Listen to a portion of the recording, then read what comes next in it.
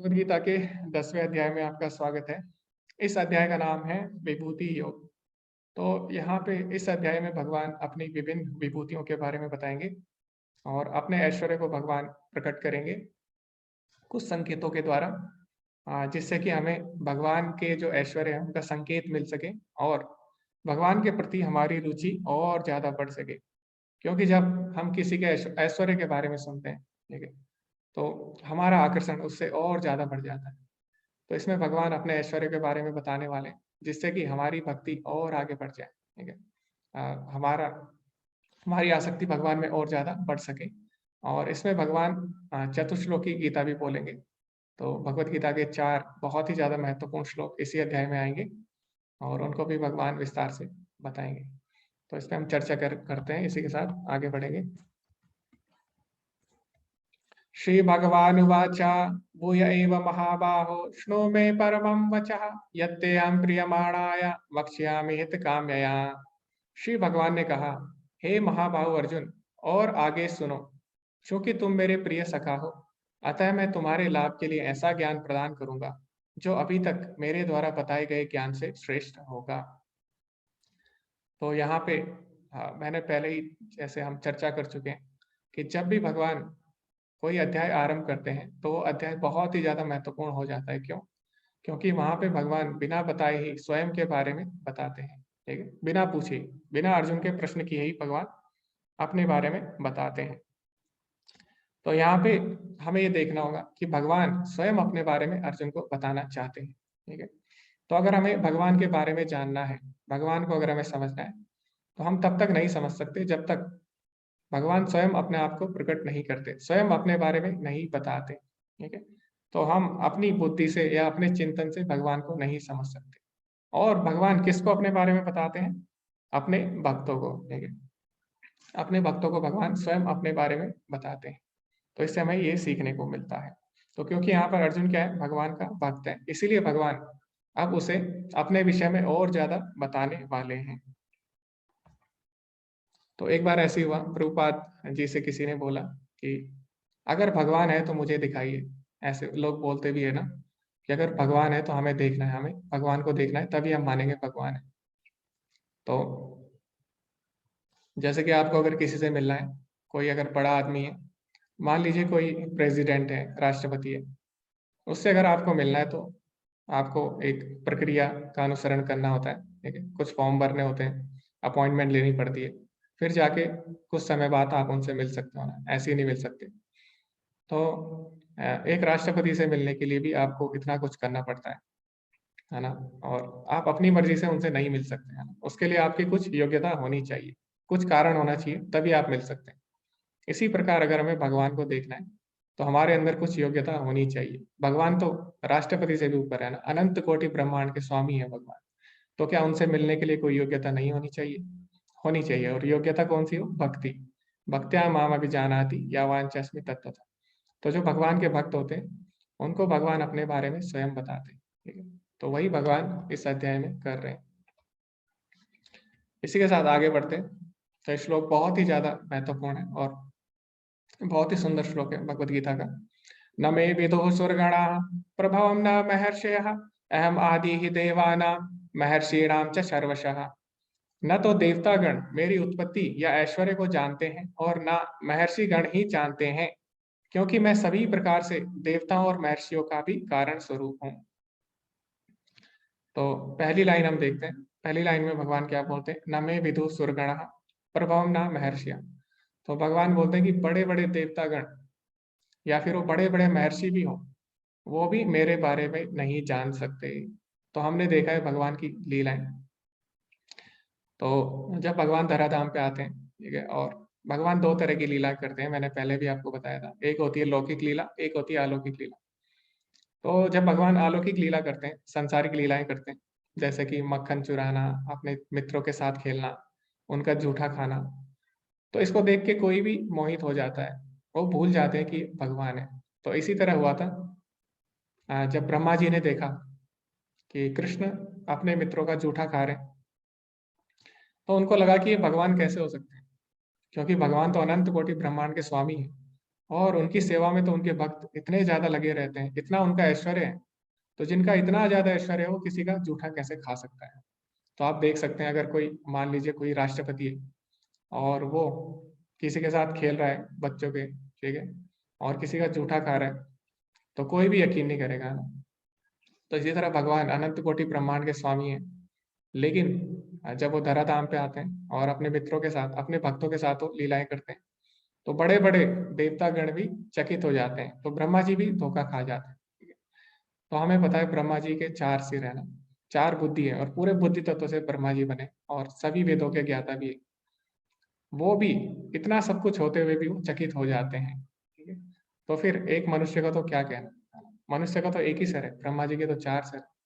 तो इसीलिए यहाँ पे भगवान बोल रहे हैं कि बड़े बड़े देवतागण भी चकित हो जाते हैं, मुझे जान नहीं पाते मेरे स्वभाव को। और इसी तरह हमने देखा इंद्र, इंद्र भी धोखा खा गए थे ना। फिर भगवान ने क्या किया, गोवर्धन लीला की इंद्र को बताने के लिए कि वो स्वयं भगवान है। तो इस तरह बड़े बड़े देवता, बड़े बड़े महर्षि धोखा खा जाते हैं जब वो भगवान को समझ नहीं पाते, ठीक है। और ब्रह्मा जी स्वयं बोलते हैं ब्रह्म संहिता में, वेदेषु दुर्लभम अदुर्लभम आत्मभक्तो गोविंदम आदि पुरुषम तम हम भजामि। तो वेदों के द्वारा या अपने मानसिक चिंतन के द्वारा भगवान को समझना बहुत ही ज्यादा कठिन, लेकिन भगवान को समझने का एक तरीका है, ठीक है, वो क्या है, भगवान की भक्ति। तो भगवान यहाँ पे बता रहे कि क्यों देवतागण और बड़े बड़े महर्षि भगवान को नहीं समझ पाते।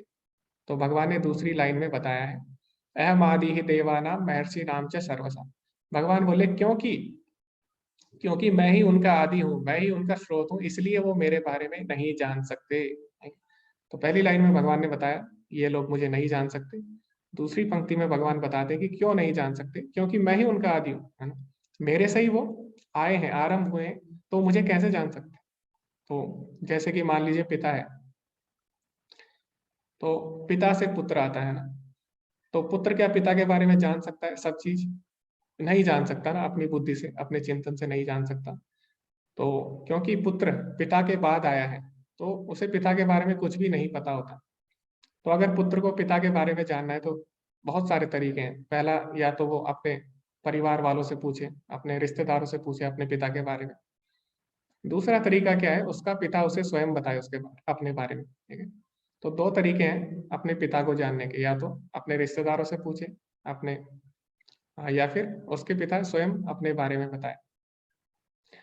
तो इसी तरह अगर हमें भगवान को जानना है, ठीक है, तो या तो हमें भक्तों के शरण में जाना चाहिए या शास्त्रों की शरण में जाना चाहिए, या फिर भगवान हमें स्वयं बताएं, ठीक है। तो ये तरीके हैं भगवान को जानने के।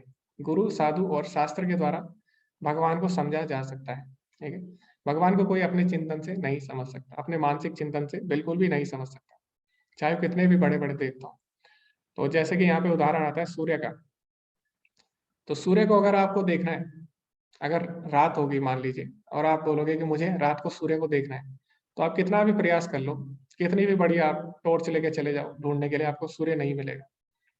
सूर्य को आप सूर्य की रोशनी से ही देख सकते हो, जब सूर्य आता है स्वयं प्रकाशित होता है, तो सूर्य की रोशनी से ही आप सूरज को देख सकते हो। इसी तरह भगवान है, ठीक है। भगवान क्या बोलते हैं, ना हम प्रकाश सर्वस्या, मैं सबके लिए प्रकाशित नहीं होता, ठीक है। तो हम भगवान को अपने चिंतन से नहीं देख सकते, भगवान जब तक स्वयं को प्रकट नहीं करेंगे, ठीक है। तो ये हमें समझना होगा। उसके बाद भगवान अगली लाइन में क्या बोलते हैं, जो मुझे अजन्मा अनादि समस्त लोगों के स्वामी के रूप में जानता है, मनुष्यों में केवल वही मोह रहित और समस्त पापों से मुक्त होता है। तो हमें ये बात समझनी होगी कि भगवान अजन्मे है, ठीक है। जन्म कर्म च में दिव्यम, भगवान का जन्म कोई साधारण नहीं है। तो भगवान अजन्मे होते हुए भी जन्म लेते हैं, क्यों? अपने भक्तों को आनंद देने के लिए, ठीक है। जो देव की माता है, उनको वात्सल्य रस देने के लिए भगवान उनको माता के रूप में भी स्वीकार करते हैं, ठीक है। तो भगवान अजन्मे होते हुए भी जन्म स्वीकार करते हैं, है ना, क्यों? अपने भक्तों को आनंद देने के लिए। तो भगवान ने बताया था उनके धराधाम पे आने के कारण, परित्राणाय साधुनाम विनाशाय च दुष्कृताम। तो उनका पहला कारण ही यही है कि साधुओं यानी अपने भक्तों को आनंद देना। तो इसीलिए भगवान आते हैं, ठीक है। तो भगवान में 2 विरोधी गुण हो सकते हैं, भगवान अजन्मे भी है लेकिन वो जन्म भी लेते हैं, देवकी के गर्भ से, ठीक है, उनको आनंद देने के लिए। तो भगवान को तो वैसे माता की आवश्यकता नहीं है, भगवान तो खंबे के अंदर से भी प्रकट हो सकते हैं, जैसे कि नरसिंह देव है, वो तो खंबे के अंदर से भी प्रकट हो सकते हैं ना। तो इस तरह, लेकिन भगवान अपने भक्तों को आनंद देने के लिए ऐसा करते हैं। तो भगवान में विरोधी गुण हो सकते हैं। भगवान अजन्मे होते हुए भी जन्म स्वीकार करते हैं, ठीक है। और भगवान विश्व रूप भी दिखाते हैं, समस्त विश्व को दिखाते हैं, और भगवान समस्त विश्व के अंदर भी हो सकते हैं। तो भगवान विश्व के बाहर भी है, विश्व के अंदर भी। इतो नरसिंहा परतो नरसिंहा, ठीक है। बाहिर नरसिंहा हृदय नरसिंहा, तो हमें पढ़ते भी है ना आगे। तो इसी तरह ईशोपनिषद में भी एक श्लोक आता है, तदे जति तन्ने जति, वो दौड़ सकते हैं और वो अपनी जगह पे रह के भी दौड़ सकते हैं। तदे जति तन्ने जति, तद दूरे तदंतिके, वो दूर भी हैं, वो पास भी हैं। तद अंतरस्य सर्वस्य तद सर्वस्य बाह्यता, वो हमारे अंदर भी है और वो हमारे बाहर भी है, ठीक है। तो इसको बोलते हैं भगवान की अचिंत्य शक्ति, ये केवल भगवान ही कर सकते हैं, ठीक है। तो इसी के साथ हम आगे बढ़ेंगे। अब भगवान यहाँ पे क्या बोलते हैं, महर्षिया सप्ताह पूर्वे चत्वारो मनवस्तथा मद्भावा मानसा जाता ये शाम लोका इमा प्रजा। तो यहाँ पे भगवान बताते हैं कि जो पृथ्वी है, पृथ्वी पर मानव जीवन की का जो आरंभ होता है वो कैसे होता है। तो भगवान बोलते हैं सप्त ऋषिगण तथा उनसे भी पूर्व चार अन्य महर्षि एवं सारे मनु अर्थात मानव जाति के पूर्वज सब मेरे मन से उत्पन्न हैं, और विभिन्न लोकों में निवास करने वाले सारे जीव उनसे अवतरित होते हैं। तो यहाँ पे मेरे मन से मतलब भगवान की इच्छा से, ठीक है। तो भगवान की इच्छा से सप्त ऋषि आते हैं, चार चतुष्कुमार आते हैं, और फिर मनु आते हैं। फिर इन सब से क्या होता है, इन सब से वंश आरंभ होता है। तो अभी भी आप किसी से पूछेंगे आपका गोत्र क्या है, तो वो क्या बोलते हैं, सात ऋषियों का ही नाम लेते हैं ना, यानी वहां से हमारा जो वंशावली आरंभ होती है। तो कई लोगों का मानना ये भी है, कई वैज्ञानिक है वो मानते हैं कि हम लोग बंदरों से आए हैं, ठीक है? लेकिन भगवान बोले ऐसा नहीं है, हम लोग बंदरों से नहीं आए, हम लोग किससे आए हैं, महर्षियों से आए हैं, ठीक है। तो जो बोलता है कि हमारे दादा बंदर हैं, तो ठीक है वो बोल सकते हैं, लेकिन हम तो भगवान की बात सुनेंगे। तो भगवान को ज्यादा पता है क्योंकि उन्होंने सृष्टि बनाई। तो भगवान क्या बोल रहे हैं यहाँ पे, सप्त ऋषियों से आरंभ हुआ है, ठीक है। तो इस तरह चार कुमार है, ब्रह्मा जी के चार पुत्र, सनक, सनन और सनातन, सनंदन और सनत कुमार, ठीक है। ये चार पुत्र हैं, और इस तरह सात ऋषि। तो ये सात ऋषि हर मनवांतर में बदलते रहते हैं इनके नाम, ठीक है। तो इस तरह इनसे मानव जाति का आरंभ होता है। तो इस पर प्रभुपाद जी की एक किताब भी है, अगर आपको वैज्ञानिक तरीके से इसको समझना है, तो प्रभुपाद जी ने एक बुक लिखी है, उसका नाम है लाइफ कम्स फ्रॉम लाइफ, अर्थात जीवन जीवन से आता है, ठीक है। तो उसमें प्रभुपाद जी ने सिद्ध किया है कि जो मानव जाति आई है वो मानव जाति से ही आई है। आप उसको पढ़ सकते हैं अगर आपको इसके पीछे वैज्ञानिक कारण जानना है। उसके बाद आगे भगवान क्या बोलते हैं, एताम विभूतिम योगम च माम यो वेति तत्त्वतः सो स्वविकल्पेन योगेन युञ्जते नास्त्र संशया। जो मेरे इस ऐश्वर्य तथा योग से पूर्णतया आश्वस्त है, वह मेरी अनन्य भक्ति में तत्पर होता है, इसमें तनिक भी संदेह नहीं है। तो जब हम भगवान के बारे में जानेंगे, भगवान के ऐश्वर्य के बारे में जानेंगे, और जब हम भगवान के ऐश्वर्य के बारे में पढ़ते हैं तो हमें पता लग जाता है कि भगवान का ऐश्वर्य कितना अनंत है। तो ये हमारे स्वामी हैं। तो जब हम किसी को स्वामी स्वीकार कर लेते हैं, किसी का ऐश्वर्य हम देखते हैं, तो प्राकृतिक रूप से हम अपने आप को दास स्वीकार कर लेते हैं। तो यहाँ पे अब भगवान अपने ऐश्वर्य के बारे में बताएंगे आगे, ठीक है, जिससे कि हमारी भक्ति और भी ज्यादा दृढ़ हो सके। तो इसके बाद जो श्लोक आने वाले 10वें अध्याय के 8वें श्लोक से लेके 11वां जो श्लोक है उसको चतुश्लोकी गीता बोला जाता है, ठीक है।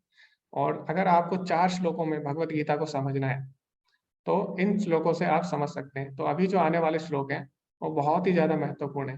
क्यों? क्योंकि वो बताते हैं भगवान के बारे में, भगवान के भक्तों के बारे में, और भगवान किस प्रकार अपने भक्तों पे कृपा करते हैं भगवान, उसके बारे में भी इन 4 श्लोकों में बताते हैं, ठीक है। तो आगे हम बढ़ते हैं इसी के साथ। तो ये चतुश्लोकी गीता का सबसे पहला श्लोक है, अहम सर्वस्य प्रभवो मत्तः सर्वं प्रवर्तते इति मत्वा भजन्ते मां बुधा भाव समन्विताः। मैं समस्त आध्यात्मिक तथा भौतिक जगतों का कारण हूँ, प्रत्येक वस्तु मुझसे ही उद्भूत है। जो बुद्धिमान यह भली भांति जानते हैं वे मेरी प्रेमा भक्ति में लगते हैं तथा हृदय से पूरी तरह मेरी पूजा में तत्पर होते हैं। तो जो पहला श्लोक है वो बताता हमें भगवान के बारे में। तो भगवान बोले सबका कारण स्वरूप मैं ही हूँ, ठीक है। चाहे वो आध्यात्मिक जगत हो या भौतिक जगत हो, सबका कारण स्वरूप मैं ही हूँ। तो इसी तरह ब्रह्म संहिता में भी आता है, ईश्वरः परमः कृष्णः सच्चिदानंद विग्रह अनादिरादिर गोविंद सर्व कारण कारणम। तो भगवान ही सभी कारणों के कारण है, मूल कारण, एक आदि कारण है, और भगवान से ही पूरी सृष्टि आती है। तो इसमें इस श्लोक में भगवान ने अपनी महिमा बताई। तो आगे वाले श्लोक में हम देखते हैं।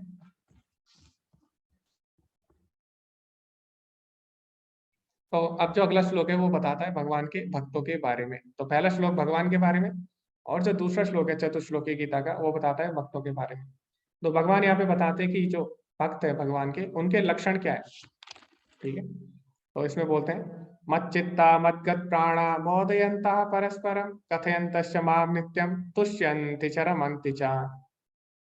मेरे शुद्ध भक्तों के विचार मुझ में वास करते हैं, अपना जीवन मेरी सेवा में अर्पित करते रहते हैं, और वे एक दूसरे को ज्ञान प्रदान करते हैं तथा मेरे विषय में बातें करते हुए परम संतोष का आनंद का अनुभव करते हैं, परम संतोष तथा आनंद का अनुभव करते हैं। तो एक एक करके हम समझते हैं। सबसे पहले भगवान के जो भक्त हैं उनका क्या लक्षण है, मत चित्ता, यानी उनका मन हमेशा भगवान में लगा रहता है, हमेशा भगवान का स्मरण करते हैं। तो भगवान यही बोलते हैं हर बार, मत मना बहु मत भक्तो, मेरे में अपना मन लगा, ठीक है, और मेरे भक्त बनो। तो जो भगवान के भक्त होते हैं, क्योंकि उनका मन हमेशा भगवान में लगा रहता है, तो इससे क्या है, दूषित विचार कभी भी उनके मन में नहीं आते, क्योंकि उनका जो मन है वो पहले ही भगवान के विचारों से भरा रहता है। ठीक है, तो इस प्रकार वो हमेशा भगवान का चिंतन करते हैं। दूसरा भगवान क्या बोलते हैं, मदगत प्राणा, तो मेरे भक्त अपना पूरा जीवन ही मेरी सेवा में न्योछावर कर देते हैं, मदगत प्राणा। तो जो कर्म योगी होते हैं वो इंद्रियों से भगवान की सेवा करते हैं, अष्टांग योगी अपनी बुद्धि से भगवान की सेवा करना चाहते हैं, ज्ञान योगी अपने मन से। तो इस तरह हर कोई अलग अलग तरह से भगवान की सेवा करना चाहता है, लेकिन जो भगवान के शुद्ध भक्त हैं वो क्या करते हैं, पूरा अपना जीवन ही भगवान को समर्पित करते हैं, मदगत प्राणा, भगवान के लिए अपने प्राण ही न्योछावर कर देते हैं। ठीक है, तो सब तरह से भगवान की सेवा करते हैं, अपनी इंद्रियों से, अपनी बुद्धि से, अपने मन से, ठीक है, सर्वस्व न्योछावर कर देते हैं। उसके बाद भगवान क्या बताते हैं, उनके भक्तों के लक्षण क्या है, बोधयन्तः परस्परम, आपस में एक दूसरे से भगवान के बारे में ही बात करते हैं, है ना, ये भी भगवान के भक्तों के लक्षण। तो सांसारिक जो बातें हैं उनमें अपना समय व्यर्थ नहीं करते, और हमेशा भगवान के बारे में ही आपस में बातें करते हैं।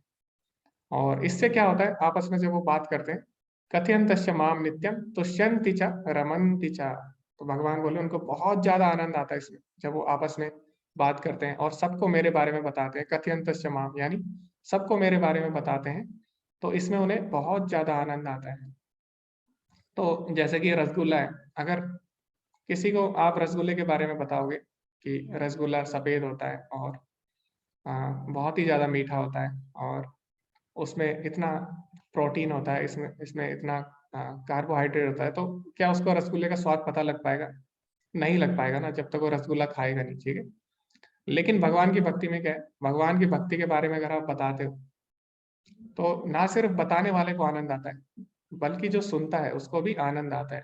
ठीक है, तो इसीलिए भगवान बोलते हैं नित्यम तुष्यन्ति च रमन्ति च, ठीक है, वो आनंद लेता है जब भगवान के बारे में बताता है।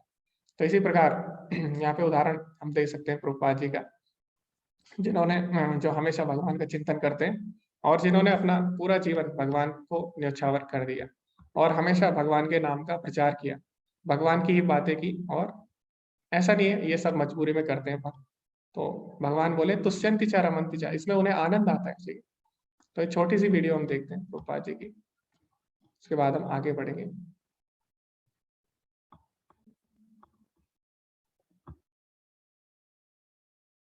हरे कृष्णा कृष्ण कृष्ण हरे हरे, हरे राम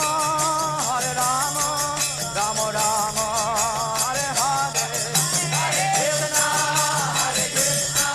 कृष्ण कृष्ण हरे हरे, हरे Ram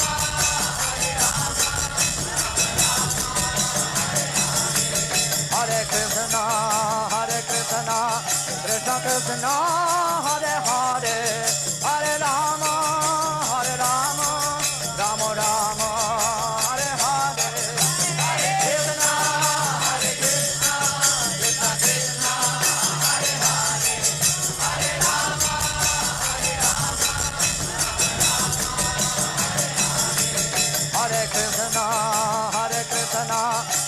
Krishna, Hare Hare, Hare Rama, Rama Rama, Hare Hare, Hare Krishna, Krishna Krishna, Hare Hare, Hare Rama,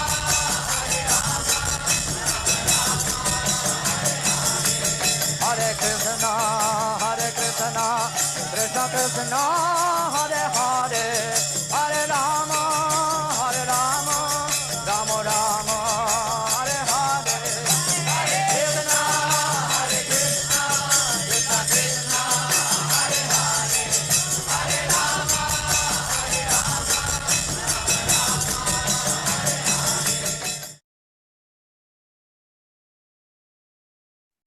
तो इस प्रकार भगवान के जो भक्त होते हैं वो हमेशा भगवान के बारे में चर्चा करते हैं, भगवान के नाम का और भगवान की कथाओं का प्रचार करते हैं और उसमें आनंद लेते हैं। इसी के साथ हम आगे बढ़ते हैं। तो सबसे पहले भगवान ने अपने बारे में बताया, उसके बाद भगवान ने अपने भक्तों के बारे में बताया चतुश्लोकी गीता में। अभी जो चतुश्लोकी गीता का तीसरा जो श्लोक है उसमें भगवान बताते हैं कि किस प्रकार भगवान अपने भक्तों पे कृपा करते हैं, भगवान कितने कृपालु हैं, ये भगवान इस श्लोक में बताएंगे।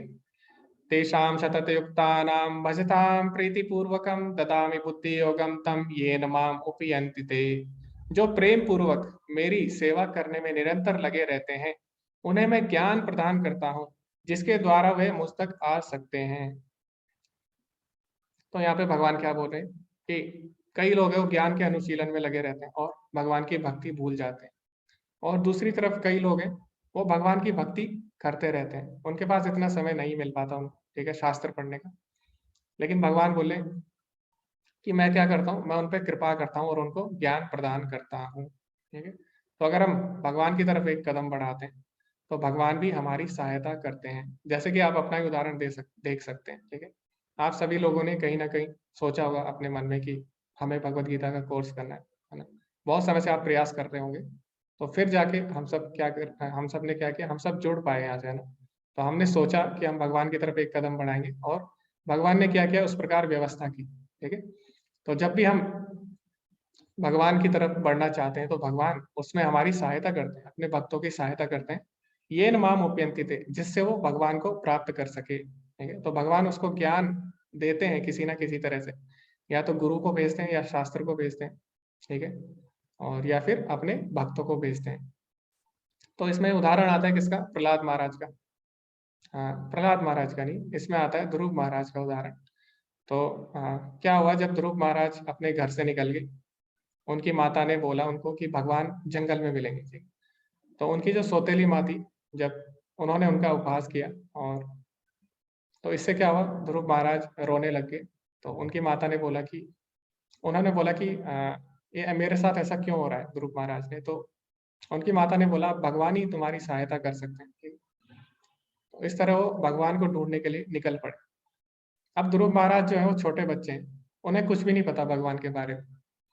तो जब वो जंगल में जा रहे हैं तो अलग अलग जानवरों को देख रहे हैं, तो उनको लगता है शायद ये भगवान है, ठीक है। कभी वो हाथी को देख रहे हैं, हाथी के पीछे भाग रहे हैं, उनको लग रहा है कि ये भगवान है। और कभी किसी जानवर को देख रहे हैं, उसके पीछे भाग रहे हैं, उनको लग रहा है कि ये भगवान है। तो यहाँ पे भगवान के विषय में कोई भी ज्ञान नहीं है उनको, कोई भी ज्ञान नहीं। लेकिन जब भगवान ये सब देखते हैं कि किस प्रकार मेरा एक भक्त है, वो मुझे प्राप्त करना चाहता है, तो यहाँ पे भगवान क्या बोल रहे हैं, ददामि बुद्धि योगम तम, ठीक है, मैं उनको बुद्धि देता हूँ। तो कैसे देते हैं, भगवान अपने या तो भक्त को भेजते हैं या शास्त्र को या साधु, ठीक है, गुरु को भेजते हैं। तो भगवान ने किसको भेजा, भगवान ने नारद मुनि को भेजा, ठीक है, गुरु के रूप में, जो कि भगवान के भक्त हैं, शुद्ध भक्त है नारद मुनि। तो उनको भगवान भेजते हैं ध्रुव महाराज की सहायता करने के लिए, ध्रुव महाराज को ज्ञान प्रदान करने के लिए, ठीक है। तो इस तरह भगवान हमारी सहायता करते हैं ताकि हम भगवान की भक्ति और अच्छे से कर सकें। तो इसी तरह बहुत सारे उदाहरण और भी आते हैं, तो ये भी हम इसके बारे में भी हम आगे चर्चा करते रहें, ठीक है। तो अब जो अगला श्लोक है उसमें भगवान क्या बोलते हैं, तेषामेवानुकंपार्थम अहम अज्ञानम यमातमः नाशयामि आत्मभावस्थो ज्ञान दीपेन भास्वता। मैं उन पर विशेष कृपा करने के हेतु उनके हृदयों में वास करते हुए ज्ञान के प्रकाशमान दीपक के द्वारा अज्ञान जन्य अंधकार को दूर करता हूँ। तो भगवान क्या बोल रहे हैं कि जब हम गुरु की शरण में जाते हैं, साधु या शास्त्र, ठीक है, भक्तों के संग में जाते हैं और शास्त्र पढ़ते हैं, तो भगवान सबसे पहले हम हमारे लिए व्यवस्था करते हैं इन चीज़ों की, ठीक है। उसके बाद जब हम इनसे जुड़ जाते हैं, तो मैंने आपको पहले भी बताया था कि जो सांसारिक ज्ञान है, उसको हम पैसे दे के सीख सकते हैं। लेकिन जो आध्यात्मिक ज्ञान है, वो बिना गुरु के, बिना भक्तों के संग के, ठीक है, नहीं मिल सकता हमें, उनके आशीर्वाद के बिना नहीं मिल सकता। तो इसीलिए भगवान चौथे अध्याय में क्या बोलते हैं, तद विधि प्रणिपातेन परिप्रश्नेन सेवया, गुरु की शरण में जाओ और विनीत भाव से उनसे जिज्ञासा करो और उनकी सेवा करो। तो इससे क्या होगा, उनके आशीर्वाद से हमारे हृदय में दिव्य ज्ञान प्रकाशित होगा, ठीक है। दिव्य ज्ञान हृदय प्रकाशित हो, तो ऐसे भगवान बोलते हैं, ठीक है। तो भगवान हमारे हृदय में है परमात्मा रूप में, और वही परमात्मा चैत्य गुरु के रूप में हमें क्या करते हैं, हमारा मार्गदर्शन करते हैं। तो भगवान यहाँ पे वही बोले, उनके हृदय में मैं ज्ञान का दीपक प्रकाशित करता हूँ। तो भगवान चैत्य गुरु के रूप में हमारा मार्गदर्शन करेंगे, ठीक है। तो हमें क्या करना है, भगवान की भक्ति करनी है, ठीक है, गंभीरता से। तो यहाँ पे अनेक उदाहरण दिए गए हैं, आप देख सकते हैं। हाँ, जैसे कि यहाँ पे परीक्षित महाराज है, हाँ, वो भी ज्ञान लेने के लिए किसके शरण में गए, वो गए सुखदेव गोस्वामी की शरण में, और उन्होंने विनीत होकर जिज्ञासा की, और जिससे उन्हें आध्यात्मिक ज्ञान प्राप्त हुआ। इसी प्रकार यहाँ पे कथा आती है भागवतम में देवहूति। तो देवहूति जो थी, वो कपिल मुनि जो थे, उनकी माता थी। तो उनको इतना ज्ञान नहीं था शास्त्रों का, लेकिन जब उनकी कपिल मुनि से जब उन्होंने भगवान के विषय में सुना, तो भगवान के बारे में जान पाई, ठीक है। तो इस प्रकार भगवान अपने भक्तों पे कृपा करते हैं ताकि वो भगवान तक पहुंच सके। तो ये चतुश्लोकी गीता थी। अभी हम आगे बढ़ते हैं। अब इतना कुछ सुनने के बाद, भगवान के बारे में सुनने के बाद, भगवान के भक्तों के बारे में सुनने के बाद, और भगवान कितने कृपालु हैं, किस तरह अपने भक्तों पे कृपा करते हैं, इतना कुछ सुनने के बाद अर्जुन की प्रतिक्रिया क्या रही होगी, वो हमें इस श्लोक से पता लगता है। अर्जुन उवाच परम ब्रह्म परम धाम पवित्रम परमं भवान पुरुषं शाश्वतं दिव्यम आदिदेवम अजम विभुम आहुस्त्वाम ऋषयः सर्वे देवर्षि नारदस्तथा असितो देवलो व्यासः स्वयं चैवाब्रवीषि मे। अर्जुन ने कहा, आप परम भगवान, परम धाम, परम पवित्र, परम सत्य हैं। आप नित्य, दिव्य, आदि पुरुष, अजन्मा तथा महानतम है। नारद, असित, देवल तथा व्यास जैसे ऋषि आपके इस सत्य की पुष्टि करते हैं, और अब आप स्वयं भी मुझसे कह रहे हैं। तो इतना कुछ सुनने के बाद भगवान भक्तों की महिमा और भगवान किस तरह कृपा करते हैं, इतना कुछ सुनने के बाद अर्जुन इतना खुश हुए, इतना खुश हुए कि जैसे हम लोग जब खुश होते हैं तो हम क्या बोलते हैं, जोर से चिल्लाते हैं हम लोग, हरि बोल, ऐसे हम लोग बोलते हैं, ठीक है। लेकिन अर्जुन ने क्या बोला, अर्जुन ने भगवान की सुंदर स्तुति की। अर्जुन ने क्या बोला, आप पर ब्रह्म है, ठीक है। तो कभी कभी जीवात्मा को भी ब्रह्म बोला जाता है, और कभी कभी शास्त्रों में भगवान को भी ब्रह्म बोला गया है। लेकिन पर ब्रह्म शब्द जो है, वो हम भगवान के लिए प्रयुक्त कर सकते हैं। तो कृष्ण कौन है, कृष्ण पर ब्रह्म है, ठीक है। और परम धाम यानी हमारी परम गति भी वही है, सबसे ज्यादा पवित्र, पवित्रम परमम भवान, परम पवित्र भी वही है। पुरुषम शाश्वतम, तो शाश्वत पुरुष है ना। ऐसा नहीं है कि वो प्रकट हुए फिर अप्रकट हो जाएंगे। भगवान क्या है, शाश्वत है और दिव्य है। आदि देवम, देवताओं के भी आदि है। अजन और विभुम, अजन में है और सर्वश्रेष्ठ है। तो इस प्रकार अर्जुन भगवान की प्रशंसा करता है।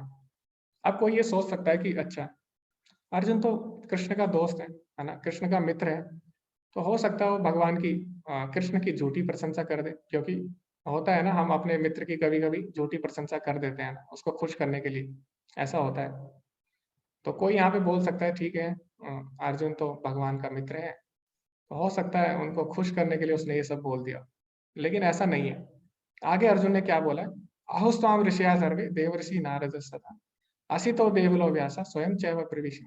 तो अर्जुन बोला, ऐसा मैं नहीं बोल रहा हूँ, जो मैंने इतना कुछ बोला ऐसा केवल मैं नहीं बोल रहा, ऐसा बड़े बड़े ऋषिगण भी बोल रहे हैं। आहुस्ताम ऋषिया सर्वे देवर्षि नारद सदा, और ऐसा देवर्षि नारद भी बोल रहे हैं, जो कि सभी ऋषियों में सबसे महान है देवर्षि नारद, वो भी ऐसे ही बोल रहे हैं। असितो देवलो व्यासा, स्वयं असित, देवल मुनि और व्यास देव भी ऐसे ही बोल रहे हैं, और स्वयं चैव ब्रवीषि में, और आज आप स्वयं मुझसे ये बात बोल रहे हैं, तो इससे बड़ा प्रमाण और क्या होगा, ठीक है।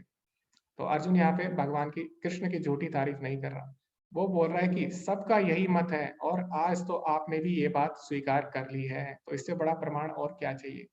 तो हमें अगर भगवत गीता को समझना है तो हमें अर्जुन की दृष्टि से भगवत गीता को समझना होगा। ठीक है, अर्जुन ने क्या समझा, अर्जुन भगवान को किस तरह देखता है, वही भाव हमारे मन में आना चाहिए, तभी हम समझ सकेंगे कि हम भगवत गीता सही पढ़ रहे हैं कि नहीं। तो अगर भगवत गीता पढ़ के हमारा भी यही निर्णय निकलता है जो अर्जुन ने निकाला, तो इसका मतलब ये हम भगवत गीता सही से पढ़ रहे हैं। लेकिन कई लोग हैं जो अलग अलग भगवत गीताएं पढ़ते हैं, जिसमें कि मैंने पहले भी बताया था, वो लोग भगवान को और उनकी भक्ति को ही गायब कर देते हैं। ठीक है, तो वो लोग ये नहीं स्वीकार कर सकते जो इस श्लोक में अर्जुन ने बोला है। ठीक है, तो इसीलिए हमें इस दृष्टि से भगवत गीता समझनी है कि कृष्ण ही परम ब्रह्म परम धाम है। ठीक है, परम पवित्र है और शाश्वत दिव्य है। ठीक है, इसी भाव से हमें भगवत गीता को समझना होगा।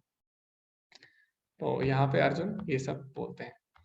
तो एक और चीज हमें इससे सीखने को मिलती है कि भगवान के विषय में जो भी ज्ञान है वो प्रमाणिक कब माना जाता है, जब वो गुरु शिष्य परंपरा में आ रहा है।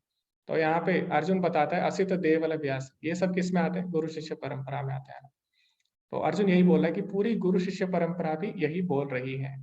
तो अगर हमें किसी तथ्य को स्वीकारना है तो गुरु शिष्य में वो तथ्य आना चाहिए। ठीक है, वरना अपनी मर्जी से तो कोई कुछ भी बोल सकता है। तो जो ज्ञान गुरु शिष्य परंपरा में आ रहा है उसे ही प्रमाणिक माना जाता है। तो यहाँ पे अर्जुन प्रमाणिकता दे रहा है अपने तथ्यों की, और साथ ही बोला कि अब तो स्वयं आप बोल रहे हैं, तो इससे बड़ा तथ्य और क्या होगा।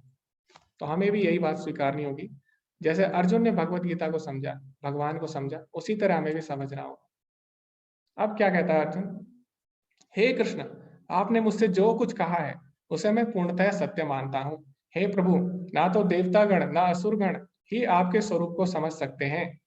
हे परम पुरुष, हे सबके उद्गम, हे समस्त प्राणियों के स्वामी, हे देवों के देव, हे ब्रह्मांड के प्रभु, निसंदेह एकमात्र आप ही अपने को अपनी अतरंगा शक्ति से जानने वाले हैं। तो अर्जुन ने यहाँ पे स्वीकार कर लिया, सब कुछ स्वीकार कर लिया कि भगवान जो भी आप बोल रहे हो, बस अब मैं उसे ही सत्य मानूंगा। ठीक है, और कोई भी आपको समझ नहीं सकता, जैसे कि भगवान ने स्वयं बोला, न मैं विदुः सुरगणा प्रभव न महर्षि, और मुझे बड़े बड़े देवी देवता या महर्षि भी नहीं समझ सकते। ठीक है, तो यहाँ पे अर्जुन बोलता भी है, क्यों, क्योंकि एकमात्र आप ही अपने को अपनी अंतरंगा शक्ति से जानने वाले हैं। भगवान ही अपने आप को समझ सकते हैं, और भगवान अपनी इच्छा से उतना ही हमें बता सकते हैं जितना हम जानना चाहते हैं। ठीक है, तो ये यथा माम प्रपद्यन्ते ताम सदैव भजामहे।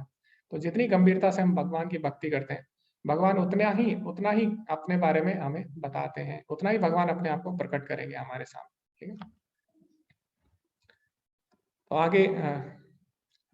आगे अर्जुन क्या बोलते हैं, हे कृष्ण, हे परम योगी, मैं किस तरह आपका निरंतर चिंतन करूं और आपको कैसे जानूं।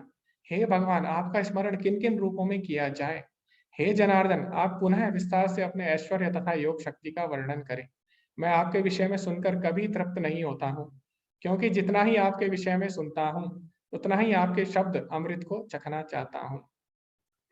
तो यहाँ पे अर्जुन पूछता है कि आपका ऐश्वर्य तो अनंत है, लेकिन मैं किस तरह से उसका अनुभव करूं, कैसे मैं हमेशा आपका चिंतन करूं। तो जैसे हमने देखा, पहले भी भगवान ने अपनी विभूतियों के बारे में बताया, रसोहम अप्यसु कौन्तेय प्रभास्मि शशि सूर्य, कि मैं जल का स्वाद हूँ और मैं सूर्य और चंद्र का प्रकाश हूँ, इस तरह भगवान बताते हैं। तो इस तरह भगवान यहाँ पे अपने और ऐश्वर्य के विषय में बताएंगे, जिससे हमारा चिंतन भगवान में और ज्यादा बढ़ जाएगा। और यहाँ पे हमें एक और चीज देखनी है कि अर्जुन यहाँ पे क्या बोल रहे हैं, कि जितना भी मैं आपके बारे में सुनूं मुझे हमेशा कम ही लगता है, मैं कभी भी तृप्त नहीं होता हूँ। शृणोतो नास्ति में अमृतम, ऐसा बोलता है अर्जुन, कि जितना ज्यादा सुनता हूँ मुझे अमृत की तरह लगता है। तो यही भगवान के भक्त होते हैं जी।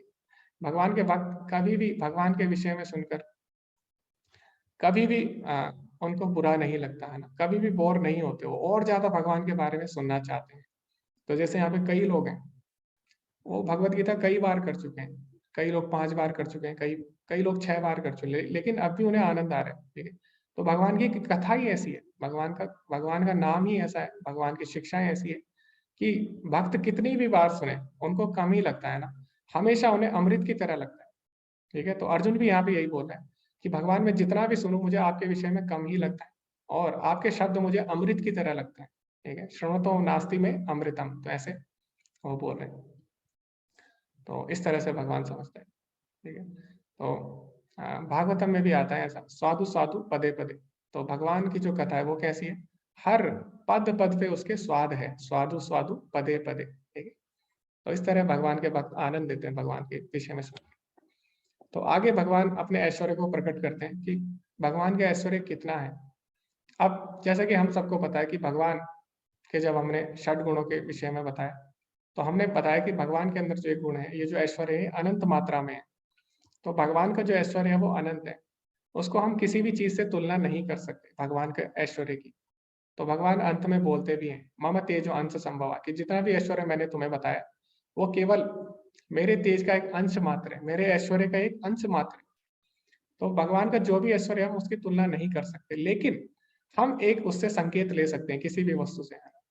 तो जो भी सर्वश्रेष्ठ वस्तु है उसे हम उसका संकेत समझ सकते हैं। तो जैसे कि मैं आपको उदाहरण देता हूँ, जैसे कि मान लीजिए कोई व्यक्ति है, वो बाहर जाता है, ठीक है, विदेश में जाता है, और मान लीजिए वो दुबई में जाता है, ठीक है, और वहाँ पे बहुत बड़ी बिल्डिंग देखता है, बुर्ज खलीफा देखता है वहाँ पे, बहुत बड़ी बिल्डिंग है। अब वो आता है अपने गाँव में, अब उसके गाँव में कोई चीज़ है ही नहीं, तो वो कैसे बताएगा कि मैंने इतनी बड़ी चीज़ देखी। मान लीजिए उसके पास मोबाइल वगैरह कुछ नहीं है, अब वो कैसे बताएगा कि उसने इतनी बड़ी चीज़ देखी। तो वो क्या करेगा, जो वहाँ पे सबसे बड़ी चीज़ होगी उससे तुलना करेगा। वो बोलेगा ये जो पेड़ है ना सबसे बड़ा, बस समझ लो इतना ही है ना, सब इतना ही है समझ लो, ठीक है, इससे डबल है, ट्रिपल है, ऐसा वो बोल देगा, ठीक है। तो वो उसको व्यक्त नहीं कर पाएगा जो उसने चीज़ देखी है, लेकिन उसका संकेत देने के लिए वो किसी वस्तु से तुलना कर देगा। तो इसी प्रकार भगवान का ऐश्वर्य अनंत है, लेकिन यहाँ पे भगवान क्या कर रहे हैं, हमें संकेत देने के लिए कि भगवान का ऐश्वर्य कितना है, हमें कुछ चीज़ों से भगवान तुलना करेंगे, ठीक है। तो इसमें हम आगे बढ़ते हैं। तो भगवान क्या बोल रहे हैं, आदित्यों में मैं विष्णु हूँ। तो हमें पता है जो आदित्य है उनके 11 पुत्र हुए, और जिनको आदित्य बोला गया है, और उसमें एक पुत्र कौन थे, वामन देव। वामन देव भी उनके गर्भ से प्रकट हुए। तो भगवान बोले आदित्यों में मैं विष्णु हूँ। उसके बाद नक्षत्रों में मैं चंद्र हूँ। तो भगवान का ऐश्वर्य कितना है। अब जो चंद्र है उसकी क्या विशेषता है, अगर मान लीजिए रात है, रात के समय क्या होता है, अनेक तारे होते हैं, लेकिन अनेक नक्षत्र होते हैं, लेकिन अगर आकाश में अगर चंद्र ना हो, अगर चांद ना हो, तो क्या होगा, अंधेरा हो जाएगा पूरा। तो नक्षत्रों में विशेष क्या है, चंद्र, ठीक है, चंद्र का प्रकाश विशेष है नक्षत्रों में। तो इसीलिए भगवान बोले कि नक्षत्रों में मैं चंद्र हूँ। वेदों में मैं सामवेद हूँ। अब जो सामवेद है उसमें सुंदर सुंदर स्तुतियां हैं, ठीक है, सुंदर सुंदर मंत्र है उसमें। तो भगवान बोले वेदों में मैं सामवेद हूँ, इतना इतनी ज्यादा मधुरता है भगवान की। और भगवान बोले देवताओं में मैं इंद्र हूँ। तो हमें पता है जो इंद्र है वो क्या है, देवताओं के राजा है। तो इतना भगवान का ऐश्वर्य है। उसके बाद भगवान बोले इंद्रियों में मैं मन हूँ। तो हमें पता है कि जो मन है वो क्या है, सारी इंद्रियों को अपने अपने नियंत्रण में रख सकता है मन, है ना। तो इंद्रियाणि प्राणिया हो इंद्रिय परम मन है, ऐसा भगवान बोलते भी हैं कि इंद्रियों से ऊपर क्या है, मन है। उसके बाद भगवान बोलते हैं जीवित प्राणियों में मैं जीवन शक्ति हूँ, रुद्रों में मैं शिव हूँ। तो जो वेद है उसमें 12 रुद्र है ना, और उसमें से शिव है एक, ठीक है। तो भगवान बोले कि जो 12 रुद्र है उनमें से मैं शिव हूँ। तो यहाँ पे भगवान अपना ऐश्वर्य बता रहे हैं। उसके बाद बता रहे यक्ष और राक्षसों में मैं कुबेर हूँ, पुजारियों में मैं बृहस्पति हूँ, सैनिकों में मैं स्कंद हूँ। तो स्कंद कौन है, कार्तिकेय, वो देवताओं के सैनिक है। तो जितने भी सैनिक है, सर्वश्रेष्ठ सैनिक कौन है उनमें, कार्तिकेय। तो भगवान बोले सैनिकों में मेरा ऐश्वर्य कैसा है, जैसे कार्तिकेय क्या है।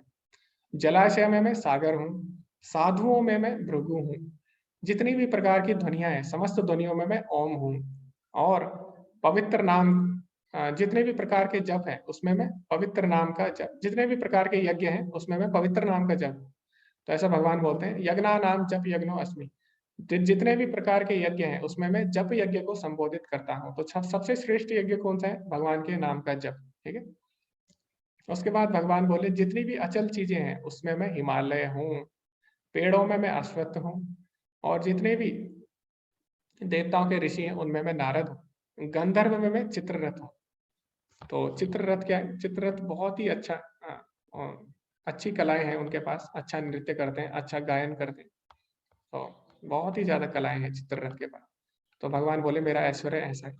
उसके बाद जितने भी हाथी हैं उनमें मैं अहिरावत हूँ। तो हमें पता है अहिरावत कहाँ से आया, समुद्र मंथन से आए हुए हैं, और इंद्र के हाथी हैं अहिरावत। तो साधारण हाथी नहीं है, तो उनका ऐश्वर्य अपार है, समस्त हाथियों में अहिरावत श्रेष्ठ है। आगे भगवान क्या बोलते हैं, समस्त पुरुषों में मैं सम्राट हूँ, हथियार और शस्त्र उनमें मैं वज्र हूँ, गायों में मैं सुरभि गाय हूँ, तो सुरभि गाय हमें पता है अनंत मात्रा में दूध दे सकती है। सांप में मैं वासुकी हूँ, नागों में अनंत, कानून के रक्षक में मैं यमराज हूँ, दैत्य और दानवों में मैं प्रहलाद हूँ। अगर वश में करना है तो उसमें मैं समय हूँ, जितनी भी वश में करने वाली वस्तुएं हैं उसमें मैं समय हूँ। तो हमें पता है समय सबसे बलवान होता है। तो आज कोई ताकतवर हो सकता है, शक्तिशाली हो सकता है, लेकिन एक समय बाद समय क्या कर देता है, सबको कमजोर बना सकता है, किसी को भी कमजोर बना सकता है। तो समय के वश में समय, समय को कोई नहीं रोक सकता, चाहे कितना भी धनी हो कोई, कितना भी गरीब हो, समय सबको बांध के रखता है। ठीक है। उसके बाद भगवान बोले जानवरों में मैं सिंह हूँ। तो जैसे कि मैंने पहले भी बताया आपको कि यहाँ पे भगवान जो भी बता रहे हैं वो अपने ऐश्वर्य को बता रहे हैं। ठीक है, ऐसा नहीं है कि भगवान बोल रहे हैं जानवरों में मैं सिंह हूँ, तो आप गए और आप बोलें कि भगवान ने तो बोला है भगवत गीता में कि मैं जानवरों में सिंह हूँ, और आप जंगल में चले गए और आपको शेर शेर को ढूंढने लगे और शेर आया और आप उसके आगे धूप बत्ती करने लगे, अगरबत्ती। आपने बोला कि आप सोच रहे हो कि भगवान ने तो ऐसा बोला है कि मैं जानवरों में सिंह हूँ, तो ऐसा मत करना। ठीक है, तो इसका मतलब ये है कि भगवान ये नहीं बोल रहे मैं जानवरों में शेर हूँ, मतलब भगवान अपने ऐश्वर्य को यहाँ पे प्रकट कर रहे हैं। ठीक है, इसी प्रकार भगवान क्या बोल रहे हैं, पक्षियों में मैं गरुड़ हूँ। तो पक्षियों में सर्वश्रेष्ठ कौन है, गरुड़। ठीक है, और भगवान बोले जितनी भी शुद्ध करने वाली, पवित्र करने वाली वस्तुएं हैं उनमें मैं वायु हूँ। मछलियों में मैं शार्क हूँ। अब दोबारा से वही, तो ऐसा नहीं है कि भगवान बोले मछलियों में मैं शार्क हूँ तो हम लोग शार्क शार्क के पास चले जाए समुद्र में। ठीक है, ऐसा नहीं करना हमें। उसके बाद भगवान बोले जितनी भी नदियां हैं उसमें मैं गंगा नदी हूँ। तो गंगा क्योंकि भगवान के चरणों से निकली है, सबसे पवित्र करने वाली है सारी नदियों में, तो इसीलिए भगवान बोले जो विशेष गुण है उसमें, यानी सबसे पवित्रता का, तो वो मैं हूँ सबसे ज्यादा पवित्र। अभी अर्जुन ने भी बोला भगवान को पवित्रम परमम भगवान। तो इस प्रकार, लेकिन कितने ज्यादा पवित्र है भगवान, वो भगवान बता नहीं सकते कितने ज्यादा पवित्र है, तो इसीलिए क्या कर रहे हो, हमें एक संकेत दे रहे हैं, जैसे कि गंगा नदी है समस्त नदियों में, उस तरह। फिर जितनी भी रचनाएं हैं उसमें मैं शुरुआत भी मैं हूँ, अंत भी मैं हूँ और मध्य भी मैं हूँ। जितना भी विज्ञान है उसमें आध्यात्मिक विज्ञान मैं हूँ। तो हमें पता है विज्ञान में हम कितनी भी तरक्की कर ले वो हमारे लिए सही है ना, अभी के लिए सही है, क्षणिक के लिए, लेकिन जो हमारी वास्तविक समस्याएं, जन्म मृत्यु जरा व्याधि, उनको हल नहीं कर सकता। तो इसीलिए आध्यात्मिक ज्ञान जो है विज्ञान में वो सबसे ज्यादा श्रेष्ठ है। उसके बाद भगवान बोले जितने भी प्रकार के तर्क होते हैं उसमें मैं सम्यक अर्थात निर्णायक सत्य हूँ। ठीक है, जितने भी तर्क है उनका जो निर्णय होता है अंत में वो मैं हूँ। सभी प्रकार के अक्षरों में मैं आ हूँ। तो आ जो होता है विष्णु को संबोधित करता है, भगवान को संबोधित करता है, और आ के बिना कोई भी, आप किसी का भी नाम लो, आ के बिना वो पूर्ण नहीं हो पाएगा। तो माँ भी अगर बोलते हो तो माँ आ, माँ आ, तो आ उसमें भी आता है। तो आ के बिना हम कोई भी शब्द, कोई भी अक्षर नहीं बोल सकते। तो इसी प्रकार भगवान है, भगवान के बिना किसी का अस्तित्व है ही नहीं इस जगत, है ना। तो भगवान ने पहले भी बोला था मई सर्वमिदं प्रोक्तम सूत्रे मणिगणा हुआ, कि मैं ही सबको संयोजित करके रखता हूँ, जैसे कि एक धागा सारे मोतियों को संयोजित करते हुए रखता है। ठीक है, तो भगवान के बिना हम किसी वस्तु की कल्पना भी नहीं कर सकते। तो भगवान यहाँ पे उदाहरण देते कैसे, जैसे कि आ अक्षर के बिना, आ के बिना हम किसी भी अक्षर की कल्पना नहीं कर सकते। फिर भगवान बोलते हैं जितने भी प्रकार के निर्माता है उसमें मैं ब्रह्मा जी हूँ। तो ब्रह्मा जी किससे प्रेरणा लेके सृष्टि करते हैं, भगवान से प्रेरणा लेके सृष्टि करते हैं। ठीक है, यस्य एक निश्चित कालम अथावलंब्य जीवंती लोम बिलजा जगदंडनाथ। तो ऐसा ब्रह्म संहिता में आता है कि जिनके सांस से अनंत कोटि ब्रह्मांड निकलते हैं, और फिर ब्रह्मा जी सारे ब्रह्मांडों में जाकर अनेक जीवात्माओं की सृष्टि करते हैं। ठीक है, भौतिक जगत की सृष्टि करते हैं। तो ऐसा आता है। तो जितने भी हम देखें, कोई भी चीज अगर हम देखते हैं तो हम क्या सोचते हैं कि जिसने इसको बनाया होगा कितना बुद्धिमान होगा। तो जैसे अगर आप फोन देखें, मोबाइल फोन अगर आप देखते हो तो आपको लगता है कि जिसने इसको बनाया होगा उसमें कितना, उसमें बुद्धि रही होगी, है ना, आप उसकी तारीफ करते हो। इसी प्रकार जब आप बड़े बड़े पुल देखते हो और बड़ी बड़ी आप ट्रेन देखते हो तो आपको लगता है कि किसने बनाया होगा, कितना दिमाग रहा होगा उसके पास। लेकिन हम ये भूल जाते हैं जिसने सृष्टि बनाई है उसमें कितना दिमाग होगा, उसमें कितना दिमाग होगा। तो जितने भी प्रकार की चीजें हैं उसमें सबसे ज्यादा बुद्धि किसके पास होगी? जिसने सृष्टि की रचना की होगी। तो रचना कौन करता है? ब्रह्मा जी करते हैं ना, भगवान से प्रेरणा लेके। तो भगवान बोले जितने भी प्रकार के निर्माता है उसमें से मैं ब्रह्मा हूँ। सर्वश्रेष्ठ जो निर्माता है वो कौन है? ब्रह्मा। तो आगे हम बढ़ते हैं।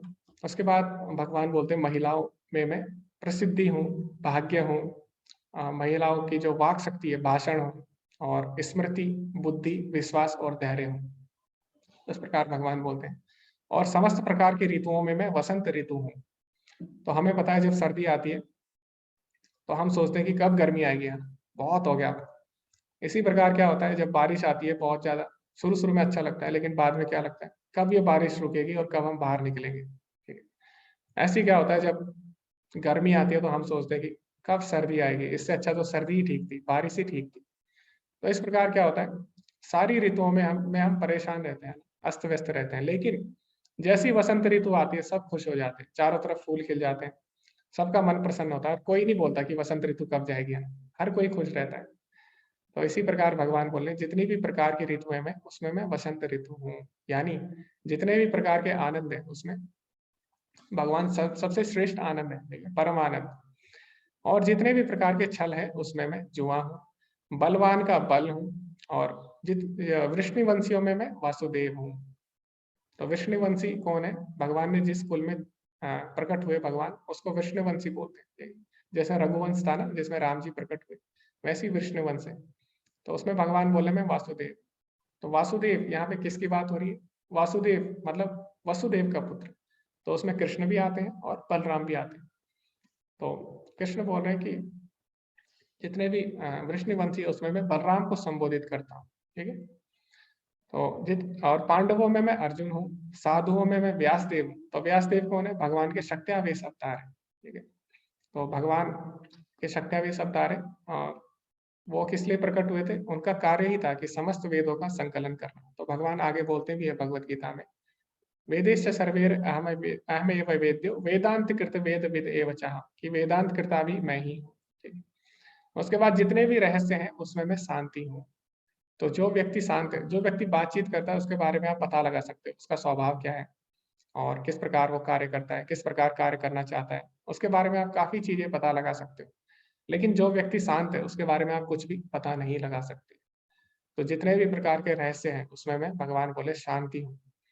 और समझदार में क्या हूं मैं? बुद्धिमता हूँ। तो इस प्रकार भगवान ने अपने ऐश्वर्य को प्रकट किया। तो यहाँ पे आप सारे ऐश्वर्य देख सकते हैं भगवान के, जो जो भगवान ने बोला। ठीक है। तो 80 से शायद ऊपर भगवान ने अपने ऐश्वर्य बताए, आप लोग पढ़ सकते हैं उसको विस्तार से। उसके बाद भगवान बोलते हैं यही नहीं है अर्जुन, मैं समस्त सृष्टि का जनक बीज हूँ। ऐसा चर तथा अचर कोई भी प्राणी नहीं जो मेरे बिना रह सके। हे परंतप, मेरी दैवी विभूतियों का अंत नहीं है।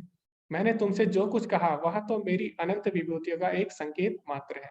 तो यहाँ पे भगवान स्वयं बोल रहे हैं कि भगवान का जो ऐश्वर्य है, भगवान के जो गुण हैं और भगवान की जो विभूतियां हैं उनका कोई भी अंत नहीं है। तो भगवान अगर अपने ऐश्वर्य को बताने लग गए ना, तो भगवत गीता में क्या होगा? भगवत गीता कम पड़ जाएगी, फिर जितने भी शास्त्र है वो भी कम पड़ जाएंगे। संसार में जितने भी हैं, जितनी भी किताबें हैं सब कम पड़ जाएगी। ठीक है। तो इसीलिए भगवान बोले कि मेरी विभूतियों को तो कोई अंत ही नहीं है। तो जो भी मैंने तुमसे कहा वो तो केवल एक उसका संकेत मात्र है। ठीक है। तो भगवान ने हमें संकेत देने के लिए बोला है, जो भी चीजें बोली, कि हम समझ सके भगवान का ऐश्वर्य कितना है। तो आगे क्या बोलते हैं भगवान, यद यद विभूति मत सत्वम श्रीमद ऊर्जितमेव वा तत्ते अवगच्छत्वम मम तेजो अंश संभवा। तुम जान लो कि सारा ऐश्वर्य, सौंदर्य तथा तेजस्वी सृष्टियां मेरे तेज के एक स्फुलिंग मात्र से उद्भूत है। तो भगवान बोले जितनी भी विभूतियां मैंने बताई, वो जो मेरा अपार ऐश्वर्य है उसके केवल एक अंश से सब चीजें चल रही है संसार की। ठीक है। जितना भी मैंने ऐश्वर्य बताया उसके, वो तो केवल मेरा अंश मात्र है। ठीक है, मेरे ऐश्वर्य का जो सब में है। उसके बाद भगवान क्या बोले, अथवा बहुने तेन किम ज्ञातेन तवार्जुन विष्टभ्याहमिदं कृतस्नम एकांशेन स्थितो जगत। किंतु हे अर्जुन, इस सारे विशद ज्ञान की आवश्यकता क्या है? मैं तो अपने एक अंश मात्र से संपूर्ण ब्रह्मांड में व्याप्त होकर इसको धारण करता हूँ। तो भगवान बोले जो भी सृष्टि चल रही है वो तो मेरी केवल एक अंश से चल रही है, मेरे ऐश्वर्य के केवल अंश मात्र से वो व्याप्त है। तो इस प्रकार हम समझ सकते हैं भगवान की महानता। ठीक है, भगवान के ऐश्वर्य का कोई अंत नहीं है, और जो भी ऐश्वर्य हमने पढ़े वो केवल एक उसका अंश है, केवल एक उसका संकेत मात्र है। तो यहाँ पे एक कथा भी आती है, आप यहाँ पे एक चित्र देख रहे होंगे, तो इसमें भगवान बैठे हुए हैं, तो बहुत ही सुंदर कथा है। तो कई लोगों को लगता है कि जो कृष्ण है वो शाश्वत नहीं है। ठीक है, कृष्ण आते हैं, अवतरित होते हैं और दोबारा गायब हो जाते हैं। कहाँ गायब होते हैं ये उनको पता नहीं है। तो उनको पता नहीं है भगवान का एक धाम भी है और भगवान वहाँ पे नित्य वास करते हैं। ठीक है, तो गोलोक नामनी निज धामनी तले चतस्य, तो गोलोक नाम का भगवान का धाम है। और भगवान बोलते भी है भगवत गीता में, कल भी हमने पढ़ा, परसों भी, यद गत्ता न निवर्तन्ते तद धाम परमम मम, तो अपने धाम के बारे में बताते भी। तो इसी प्रकार एक छोटी सी कथा आती है महाभारत में, तो उसमें बताते हैं कृष्ण अपने जो शाश्वत रूप के बारे में बताते हैं, श्याम सुंदर रूप के बारे में। तो एक बार क्या होता है, जब पांडव लोगों को वनवास हो जाता है, तो वो लोग वनवास में जाते हैं, तो वहां पे वो लोग अनेक महान महान ऋषियों से मिलते हैं। ठीक है, और उन्हें रास्ते में कौन मिलता है, मार्कंडेय ऋषि उनको मिलते हैं। तो जिस समय मार्कंडेय ऋषि उनको मिलते हैं वनवास में, उस समय कृष्ण भी उनके साथ होते हैं, उनसे मिलने के लिए आए होते हैं। तो जो मार्कंडेय ऋषि हैं वो बहुत समय से हैं इस धराधाम पे, बहुत समय से थे, काफी समय से थे, जब से सृष्टि की रचना हुई तब से है वो, काफी अनंत अनंत युगों से है वो। जो मार्कंडेय ऋषि है यहाँ पे। तो जब पांडव लोग उनसे मिलते हैं, तो मार्कंडेय ऋषि से पूछते हैं कि आप तो अनंत काल से हो यहाँ पे, ठीक है, तो आपको तो पता होगा सृष्टि कैसे होती है, प्रलय कैसे होती है, क्या होता है प्रलय के समय। तो आप कृपा करके आप हमें थोड़ा सा इसके बारे में बताइए कि प्रलय के समय क्या होता है और सृष्टि कैसे होती है, और जब चतुर्युग हो जाते हैं उसके बाद क्या होता है, और ब्रह्मा जी का कल्प हो जाता है उसके बाद क्या होता है। तो इस तरह पांडव लोग जिज्ञासा करते हैं। तो वो पूछते हैं कि वो बोलते हैं कि आप अपना कुछ अनुभव बताइए इसके बारे में। अब जो मार्कंडेय ऋषि है वो अपना अनुभव साझा करते हैं। तो वो क्या बोलते हैं, एक बार क्या हुआ, प्रलय आ गई और जो पूरी सृष्टि थी वो जलमग्न होगी। ठीक है, और जलमग्न होगी, तो अब क्योंकि जो मार्कंडेय ऋषि थे वो मर नहीं सकते थे, है ना, उनको वरदान प्राप्त था कि अनंत काल तक वो जीवित रह सकते हैं। तो जब प्रलय आ जाता है सृष्टि पे और पूरी सृष्टि जलमग्न हो जाती है, तो मार्कंडेय ऋषि तैरने लग जाते हैं। और इस तरह क्या होता है, काफी समय तक वो तैरते रहते हैं, तैरते रहते हैं, तो बहुत ज्यादा थक जाते हैं वो। तभी उनकी दृष्टि एक पेड़ पर जाती है, एक छोटा सा वृक्ष होता है, कहीं पे बीच में एक छोटी सी जगह होती है, वहां पे एक वृक्ष होता है, और उस वृक्ष के शाखा पर कौन बैठा रहता है, एक बालक रहता है। ठीक है, जैसे आप यहाँ पे देख रहे हैं ना चित्र में, एक बालक बैठा रहता है एक पत्ते पे, वट पत्रशाही भी बोलते हैं उसको। तो वो बैठा रहता है, और फिर मार्कंडेय ऋषि इस प्रकार पांडवों को बताते हैं कि एक बालक को देखा मैंने, बहुत ही सुंदर बालक था, श्याम सुंदर रूप था, और जब मैंने उसको देखा तो मैं सोचने लग गया कि सारी सृष्टि तो डूब गई है, तो फिर ये बालक कौन है। तो जैसे ही मैं इतना सोच रहा था, तभी उस बालक ने बोला, हे मार्कंडे, मेरा हाथ पकड़ो और ऊपर आ जाओ, काफी समय हो गया तुमको और तुम बहुत ज्यादा थक गए हो। तो मार्कंडे बोलता है कि एक छोटा सा बच्चा, और मैं इतना बड़ा ऋषि हूँ, इतना बड़ा तपस्वी हूँ, और ये छोटा सा बच्चा बोल रहा है कि मैं आपकी मदद करूंगा। तो इतना महान मैं हूँ, लेकिन एक छोटे से बच्चे से कैसे मदद लूं। तो ऐसे सोचते हैं मार्कंडेय ऋषि। तो इतना वो सोच ही रहे होते हैं कि भगवान सांस लेते हैं और मार्कंडेय ऋषि उनके पेट में चले जाते हैं। ठीक है, वो इतना सोच ही रहे होते हैं, हाथ दें कि ना दें, इतने में भगवान सांस लेते हैं और भगवान के पेट में चले जाते हैं। ठीक है, और उसके बाद क्या होता है, जब प्रलय समाप्त हो जाता है, उसके बाद जब पेट में होते हैं मार्कंडेय ऋषि देखते हैं यहाँ तो एक अलग ही संसार है, अलग ही विश्व है यहाँ। तो वहां पे कुछ समय व्यतीत करने के बाद फिर भगवान जब सांस लेते हैं, दोबारा वो बाहर आते हैं, और तब तक क्या होता है, तब तक प्रलय समाप्त हो चुका होता है। तो मार्कंडेय ऋषि जब उनको देखते हैं भगवान को, तो समझ जाते हैं ये तो साक्षात भगवान है, श्याम सुंदर। उसके बाद जब मार्कंडेय ऋषि ये पांडवों को कथा बता रहे होते हैं, तो इस तरह जब वो श्याम सुंदर बार बार कर रहे होते हैं, तो कृष्ण की तरफ ऐसे देख के कर रहे होते हैं, श्याम सुंदर श्याम सुंदर। तो कृष्ण भी हंस रहे होते हैं उस समय, ठीक है, मुस्कुरा रहे होते हैं।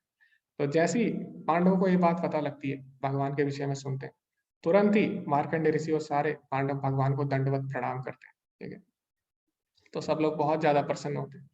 तो इस प्रकार हमें समझना चाहिए भगवान का जो रूप है, श्याम सुंदर रूप है और शाश्वत है। यहाँ पे अर्जुन ने स्वयं बोला ना, आदिदेवम अजम विभुम, है ना, पुरुषम शाश्वतम दिव्यम। ठीक है? तो ये हमें समझना होगा इससे। इस प्रकार ये अध्याय समाप्त होता है। तो हमें समझना होगा वास्तव में इस संसार का स्वामी कौन है? भगवान है। ठीक है? और अंत में प्रभुपाद जी क्या बोलते हैं? भगवान अपने अंश के विस्तार से परमात्मा रूप में सर्वव्यापी है, जो हर विद्यमान वस्तु में प्रवेश करते हैं। अतः शुद्ध भक्त पूर्ण भक्ति में कृष्ण भावनामृत में अपने मनों को एकाग्र करते हैं। अतः वे नित्य दिव्य पद पर स्थित रहते हैं।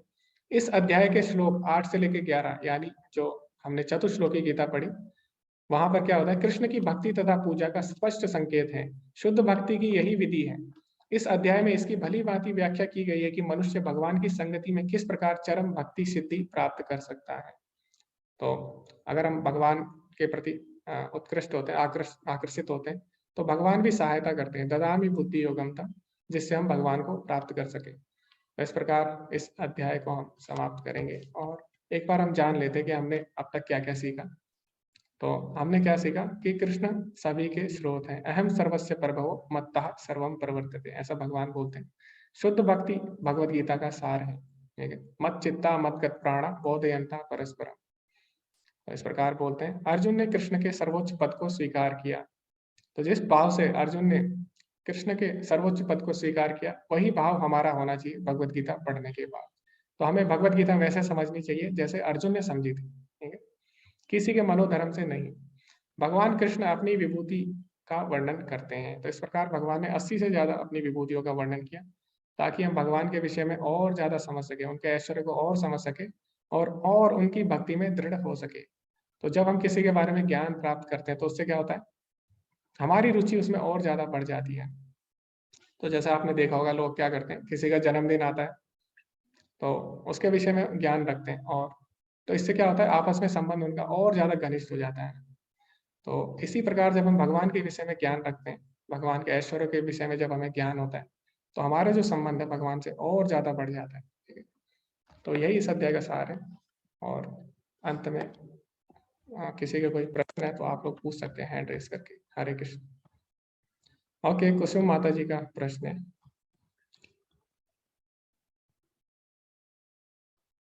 हरे कृष्ण माता जी।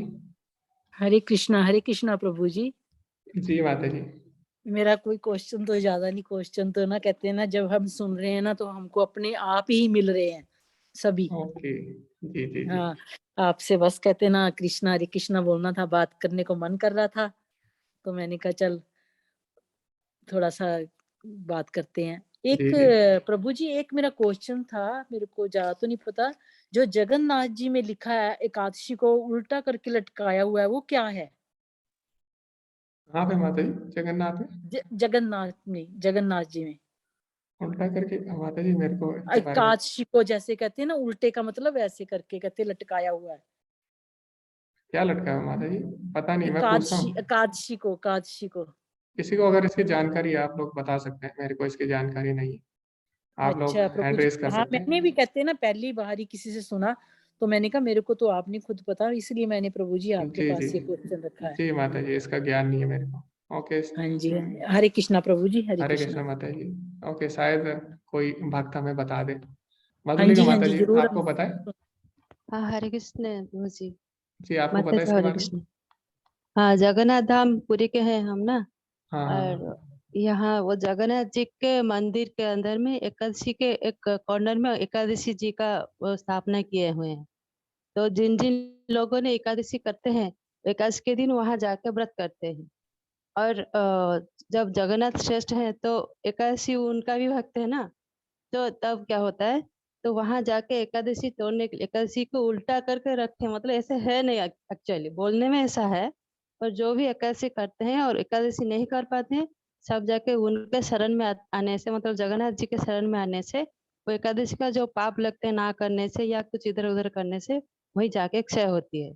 और वहां खाने के लिए बस वो प्रसाद होते हैं जगन्नाथ जी के, तो उनके प्रसाद लेने में कोई पाप नहीं लगता, जो पाप है हर जाते हैं। इतना है, बस इतना जानते हैं। हरे बहुत कृष्णा। बहुत अच्छे से बताया माता जी, आपने बहुत अच्छे से बताया। हरे कृष्णा। जी जी। हरे कृष्ण माता जी। हरे कृष्ण। ओके, तो आगे हम बढ़ते हैं। तो भगवान बोलते भी हैं भगवत गीता के 3रे अध्याय में, यज्ञ शिष्टासिना संतो मुच्यन्ते सर्वकिल्बिषे। तो जो भगवान को अर्पित करके खाता है उसके सारे पाप नष्ट हो जाते हैं। 3रे अध्याय का शायद 13वां श्लोक है, आप पढ़ सकते हैं। ओके, आगे हम बढ़ते हैं। हरे कृष्णा वासु प्रभु जी, हरे कृष्णा जी। प्रभु जी अनम्यूट करिए। हरे कृष्णा। हरे हरे हरे कृष्णा प्रभु जी, चरण स्पर्श। शरण स्पर्श प्रभु जी, दंडवत प्रणाम। जी जी, आपका आशीर्वाद लेने के लिए मैंने केवल हैंड रेज किया है। जी जी प्रभु जी, हैंड रेज जब करते हैं तो हम आशीर्वाद देते हैं ना, तो आप आशीर्वाद दीजिए। जी जी जी जी जी जी, हरे कृष्ण। हरे कृष्णा आराध्या माता जी।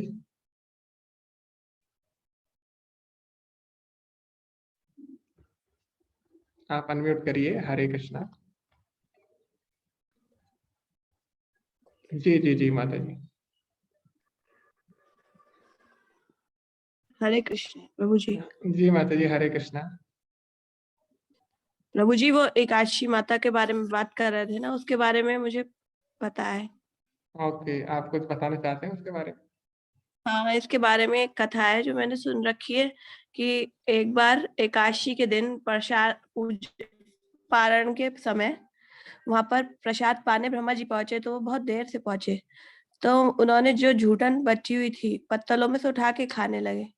तो उस समय एकादशी माता वहां आई, तो वो ब्रह्मदेव की मजाक उड़ाने लगी।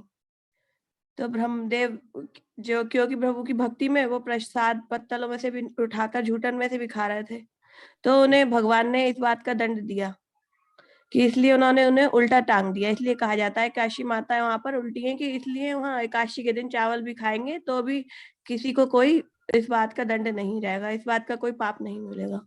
क्योंकि वहां पर एकादशी माता ने एक सच्चे भक्त की, ब्रह्मदेव जो आए थे, उन्होंने भगवान का प्रसाद ग्रहण कर रहे थे, उनका मजाक उड़ाया था। तो भगवान ने कहा कि मेरा प्रसाद जैसा भी हो, वो प्रसाद का ही रूप है। जी तो जी एकादशी माता को इस स्थान पर, वहां पर अपने किए गए पाप का ये दंड मिला है कि जो भी भक्त होंगे वो इस दिन यहाँ पर चावल खाएंगे। जी जी जी, धन्यवाद माता जी, बहुत ही अच्छी कथा आपने बताई।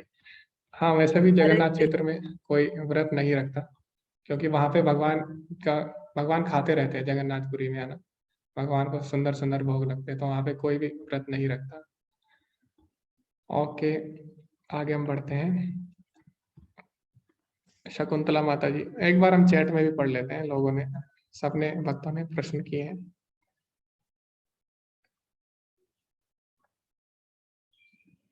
ओके, आत्मा और परमात्मा में क्या डिफरेंस है?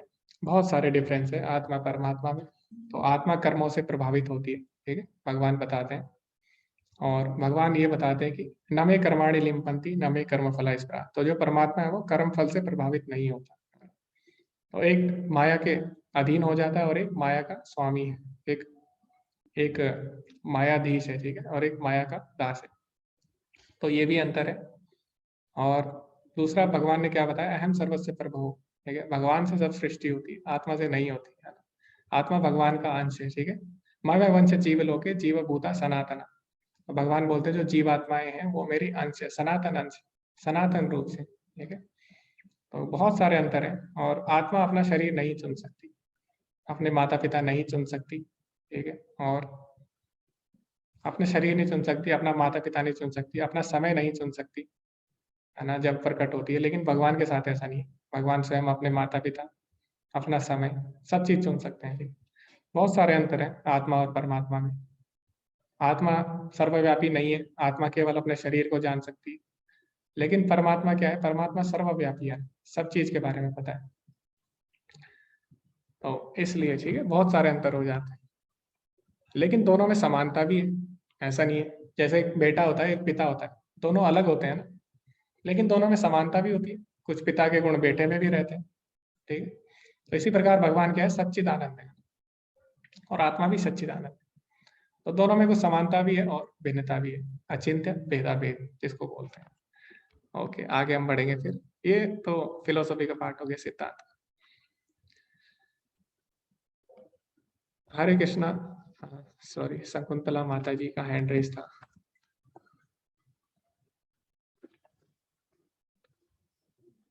हरे कृष्णा शकुंतला माता जी। था जी।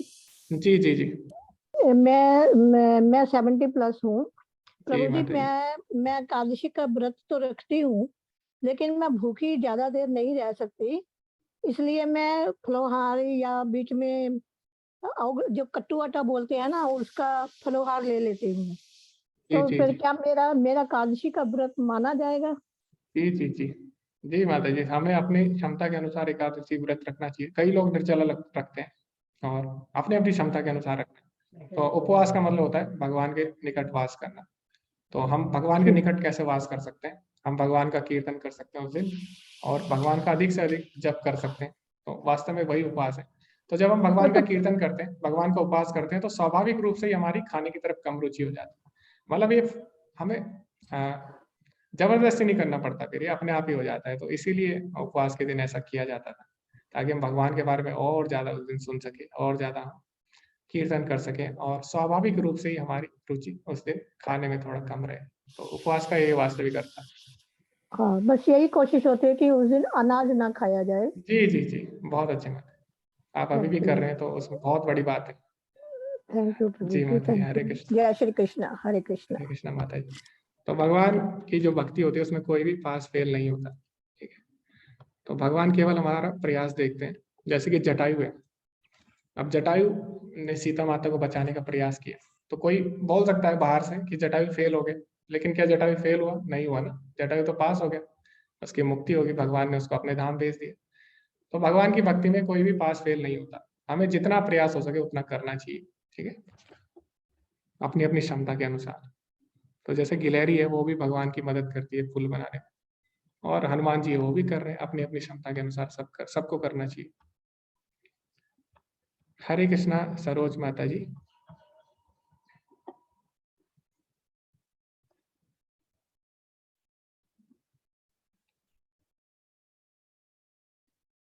एक मिनट।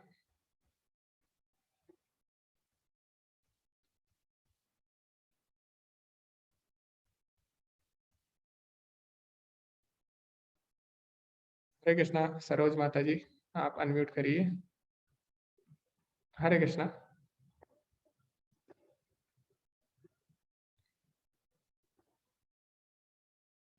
ओके, सरोज माता जी अनम्यूट नहीं हो पा रही है, तो हम आगे बढ़ते हैं विकास प्रभु जी के पास। हरे कृष्णा विकास प्रभु जी। हरे कृष्णा प्रभु जी। जी जी जी प्रभु जी, मेरा सवाल ये है कि एक आत्मा ही दूसरे शरीर में प्रवेश करती है, तो फिर जनसंख्या कैसे बढ़ रही है दिन प्रतिदिन? जी जी जी, बहुत बढ़िया सवाल है आपका। और ये सवाल मतलब काफी लोग पूछते भी हैं। तो कई लोग बोलते हैं कि आत्मा तो फिक्स है, लेकिन फिर दिन प्रतिदिन जनसंख्या क्यों बढ़ रही है? तो सबसे पहले हमें देखना होगा, आत्मा केवल मनुष्य में नहीं होती। भगवान क्या बोल रहे हैं? मामे वंश जीव लोके जीव भूता सनातन। ठीक है, तो जीवात्मा केवल मनुष्य में नहीं है, पेड़ पौधों में भी है, जानवरों में भी है, कीड़ों में भी है ना, सब में। ब्रह्मा जी से लेकर कीड़े तक सब में आत्मा है ना। तो अच्छा प्रभु जी। अभी हम देख रहे हैं आत्मा, आप बोल रहे हैं बढ़ रही है, तो आप किसका बोल रहे हो? आप खाली मनुष्य को देख के बोल रहे हो ना। लेकिन आप ये देखो, और भी चीजें तो कम हो रही है। पेड़ कम हो गए, जानवर कम हो गए, कीड़े मकोड़े को हमें पता नहीं कम हुए ज्यादा हुए, उनको तो हम देख नहीं रहे। तो एक हम छोटी सी चीज देख के नहीं बोल सकते आत्मा बढ़ रही है घट रही है। और दूसरा दूसरा आप इस धरती पे देख रहे हो, आत्मा तो और ग्रह पे भी है। जैसे कि वैज्ञानिक भी बोलते हैं और ग्रह पे भी जीवन, अनंत कोटि ब्रह्मांड है। ऐसा आप एक जगह देख के, एक जगह में भी आप एक जाति को देख के नहीं बता सकते कि आत्मा बढ़ रही है प्रभु कि जी, घट रही है। ठीक है, प्रभु जी, जब धरती पर कल की अवतार होगा तब क्या अधर्म हो जाएगा पूरी तरह से? नहीं नहीं, पूरी तरह से नहीं होगा। चतुर्युग में ऐसा नहीं होता। चतुर्युग के बाद नहीं होता पूरी प्रलय जो होती है। पूरी प्रलय तो अब होती तो है ऐसे जब, लग रहा है अधर्म बढ़ रहा है दिन प्रतिदिन। हाँ तो खत्म होगा ना। भगवान ने क्या बोला भगवद गीता में? यदा यदा हि धर्मस्य ग्लानिर्भवति भारत। भगवान दोबारा आएंगे सफाई करने। ठीक है, आप उसकी अब तो चिंता मत कहीं नहीं करिए, दिखे। और भगवान की भक्ति करिए, और प्रयास करिए कि भगवान जब सफाई करने आए उस समय हम गंदगी ना हो वहां पे। हम गंदगी के रूप में ना हो वहां पे। तो हमें ये प्रयास करना है। ठीक है, ओके, इसी के साथ आगे बढ़ते हैं। हरे कृष्णा रीमा माता जी। जी, हरे कृष्ण जी।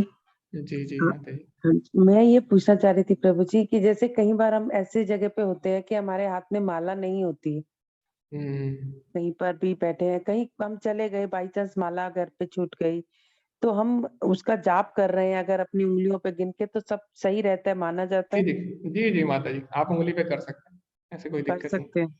जी जी जी। अच्छा, हरे कृष्ण जी। हरे कृष्ण माता जी। तो अगर कुछ परिस्थितियां ऐसी आ जाती है तो आप उंगली पे कर सकते हैं, उसमें कोई समस्या नहीं। ओके, अभी हम थोड़ा चैट में भी पढ़ लेते हैं, चैट में बहुत सारे क्वेश्चन है। ओके, लड्डू गोपाल जी को क्या इधर उधर ले जाना सही है? जी ले जा सकते हैं, बिल्कुल ले जा सकते हैं। तो जैसे अपना पुत्र होता है, तो जो लड्डू गोपाल जी की सेवा कर रहे हैं वो वात्सल्य भाव में है ना, पुत्र के रूप में उनको मानते हैं।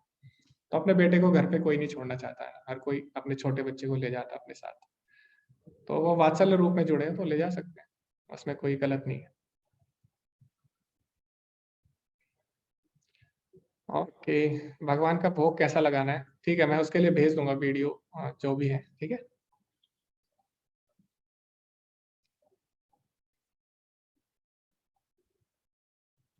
ओके, ठीक है माता जी। गोत्र में जो 7 ऋषि हैं उनके बारे में बताइए। ठीक है, आप अभी रिकॉर्डिंग देखना, उसमें आपको 7 ऋषियों के नाम मिल जाएंगे, ठीक है, जो भी हमने चर्चा की थी। तो उसमें भारद्वाज है, वशिष्ठ ऋषि है, ठीक है, ऐसे अनेक ऋषियों के नाम भगवान बोलते हैं। सप्त ऋषि, तो सप्त ऋषि बदलते रहते हैं हर मनवांतर में। वशिष्ठ है, कश्यप है, अत्रि है, जमादग्नि है, गौतम है, इस तरह है, ठीक है। आप सर्च भी कर सकते हैं, अगर आपको समझ नहीं आए आपको मिल जाएंगे, उसमें कोई बड़ी बात नहीं है। प्रसाद मीन्स परमात्मा के साक्षात दर्शन। जी माता जी, प्रसाद मीन्स, प्रसाद को अगर आप देखें तो प्रसाद मतलब होता है भगवान की कृपा। यस्य प्रसादात भगवत प्रसाद। Why Radha name is taken first when we say Radhe Krishna? Meaning of Hare, we say Hare Krishna and Hare Rama.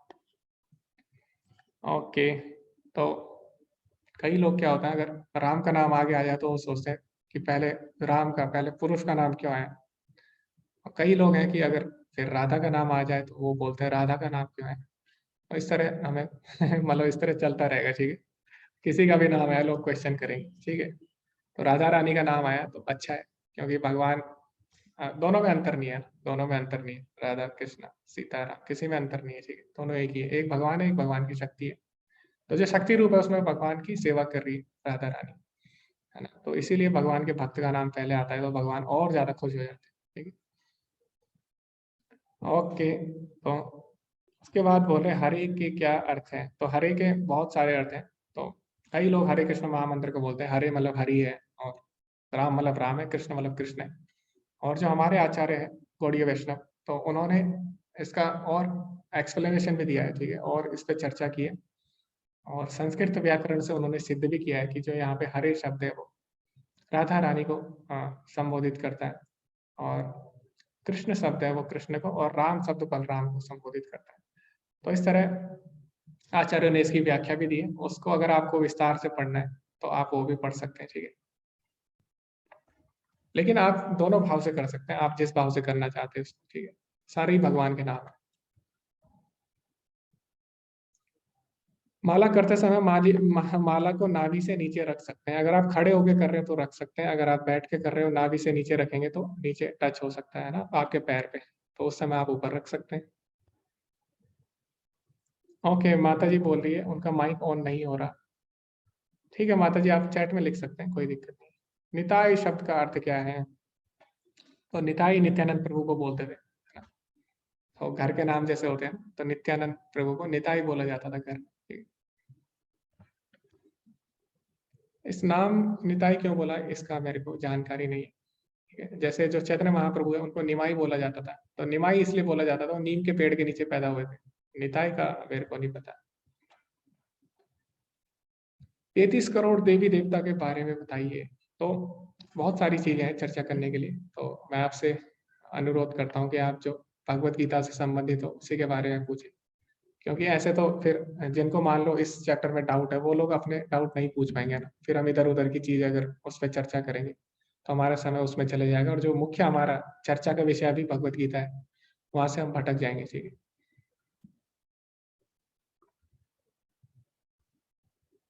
Okay, पहले जल किसको चढ़ाना चाहिए, फिर से वही प्रश्न है। ठीक है, तभी मैं बोल रहा हूँ हम अपने भगवत गीता के जो विषय हैं उन पे बने रहेंगे। ठीक है, और यहाँ पे हम भक्ति के बारे में पढ़ रहे हैं, तो चलो आप किसी को भी चढ़ाइए, सुबह सूर्य को चढ़ाते हैं कई लोग। ठीक है,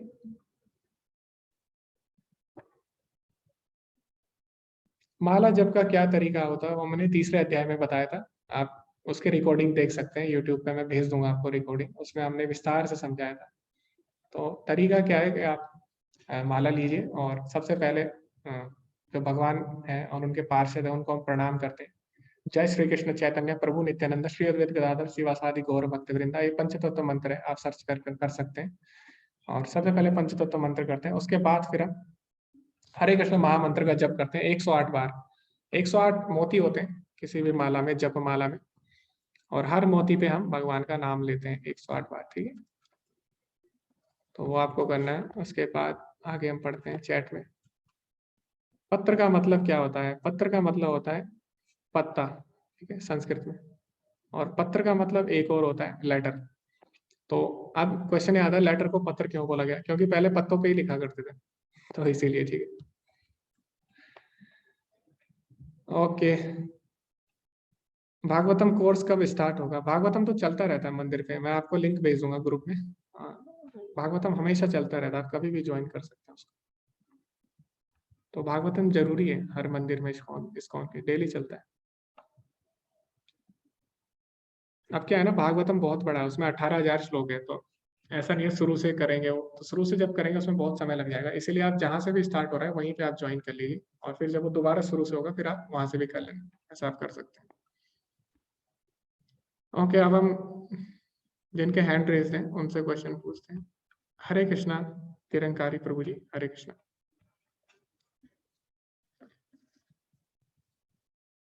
जी अनम्यूट करिए प्रभु जी, हरे कृष्णा। जी प्रभु जी, हरे कृष्णा।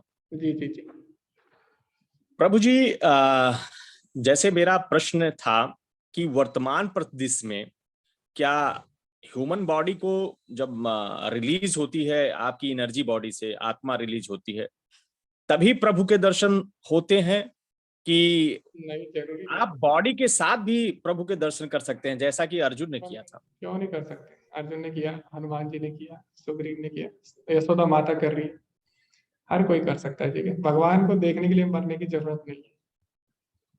अच्छा गुरुजी, जैसे वर्तमान कोविड परिदृश्य में आया, मैंने देखा कि यहाँ पर जो साइंटिफिकली मैंने व्यू देखा कि मैं दर्शन भी करने जाता था हनुमान जी के, और सारी चीजें मैं, मतलब यहाँ पर हनुमान मंदिर है हमारा अयोध्या में, तो मैं दर्शन भी करता था मैं। और एनालिसिस की मैं बात कर रहा हूँ, अपने जो ब्रेन में मेरी एनालिसिस हो रही थी, तो मैं उस समय मैंने भगवान से कहा कि ईश्वर, इस जो कोविड की सिचुएशन आई है इसमें कैसे कंट्रोल होगा, जरा इस पर अपना कृपा दृष्टि बनाइए और इस भयावह जो स्थिति है इसको कंट्रोल में लाइए। लेकिन मैंने कई लोगों को देखा जो वाकई में उस चीज से तकलीफ हुई उनको, और कुछ लोग तो मेरे खास थे जिनका देहांत भी हुआ उस समय, उनकी एज भी थी 50 के प्लस थी, संक्रमण हुआ और उनका देहांत हुआ। तो क्या ऐसी कंडीशन, क्रिटिकल कंडीशंस में, जैसे मैं सुनता हूं पहले प्रीवियसली कि जब राक्षसों ने उत्पात किया तो ईश्वर प्रभु ने जन्म लिया और उनका संहार किया, तो कहने का तात्पर्य करंट में ऐसी अवधारणाओं का जो है अवलोकन कहीं दिखाई नहीं पड़ता है, तो इस संदर्भ में प्रकाश डालिए आप। जी जी जी तो हर बार मैंने बोला ना, भगवान का मेन कारण ये नहीं होता आने का, राक्षसों का वध करना, ऐसा हमें लगता है हर बार। भगवान स्वयं बोल रहे हैं, भगवान आते हैं अपने भक्तों को आनंद देने के लिए। राक्षसों को मारने के लिए भगवान किसी से भी मरवा सकते हैं, है ना? उसके लिए क्या है, भगवान प्रकृति में ही ऐसी आपदा लाएंगे, उसमें ही राक्षस मर जाएगा, उसको हार्ट अटैक आ सकता है, उसको कुछ भी हो सकता है, कैसे भी भगवान मरवा सकते हैं। उसके लिए भगवान को आने की जरूरत नहीं है, उतने कष्ट लेने की जरूरत नहीं है भगवान को, अपना इतना ऐश्वर्य छोड़ के और राक्षस के लिए आएंगे, ऐसा बिल्कुल भी नहीं है। भगवान आते हैं अपने भक्तों को आनंद देने के लिए। ठीक है, तो जो भी कष्ट आ रहे हैं इसके लिए भगवान इनके लिए दूर करने क्यों आएंगे, है ना, इसको मारने के लिए, उसको मारने के लिए। भगवान अपने भक्तों के पास तो हमेशा रहते हैं, ठीक है, और उनको आनंद देने के लिए आते हैं, तो ये हमें समझना होगा। और जो भी चीजें हो रही है वो हमें समझना होगा हमारे कारण ही हो रही है, हम ही उसके पीछे कारण। जैसे सरकार ने चीजें बनाई है, अब सरकार ने चीजें बनाई है तो हम उसको सही तरीके से उपयोग भी कर सकते हैं, गलत तरीके से। अगर हम उसका गलत उपयोग करेंगे तो हमारे लिए नुकसानदायक हो गया ना।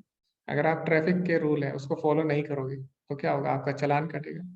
तो इसमें सरकार की गलती नहीं है। इसी प्रकार भगवान ने नियम बनाए है, सृष्टि बनाई है, हम लोग अपने कर्मों के कारण पाप भोग लेते हैं, ठीक है।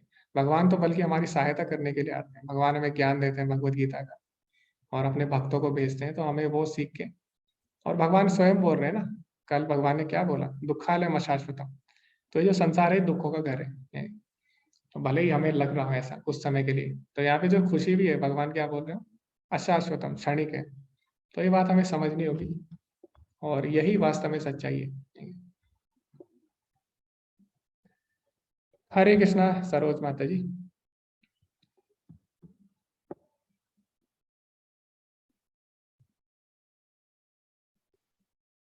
ओके जी जी आप बोलिए। हेलो, जी माता जी, हरे कृष्णा। हरे कृष्णा। मेरी आवाज आ रही है?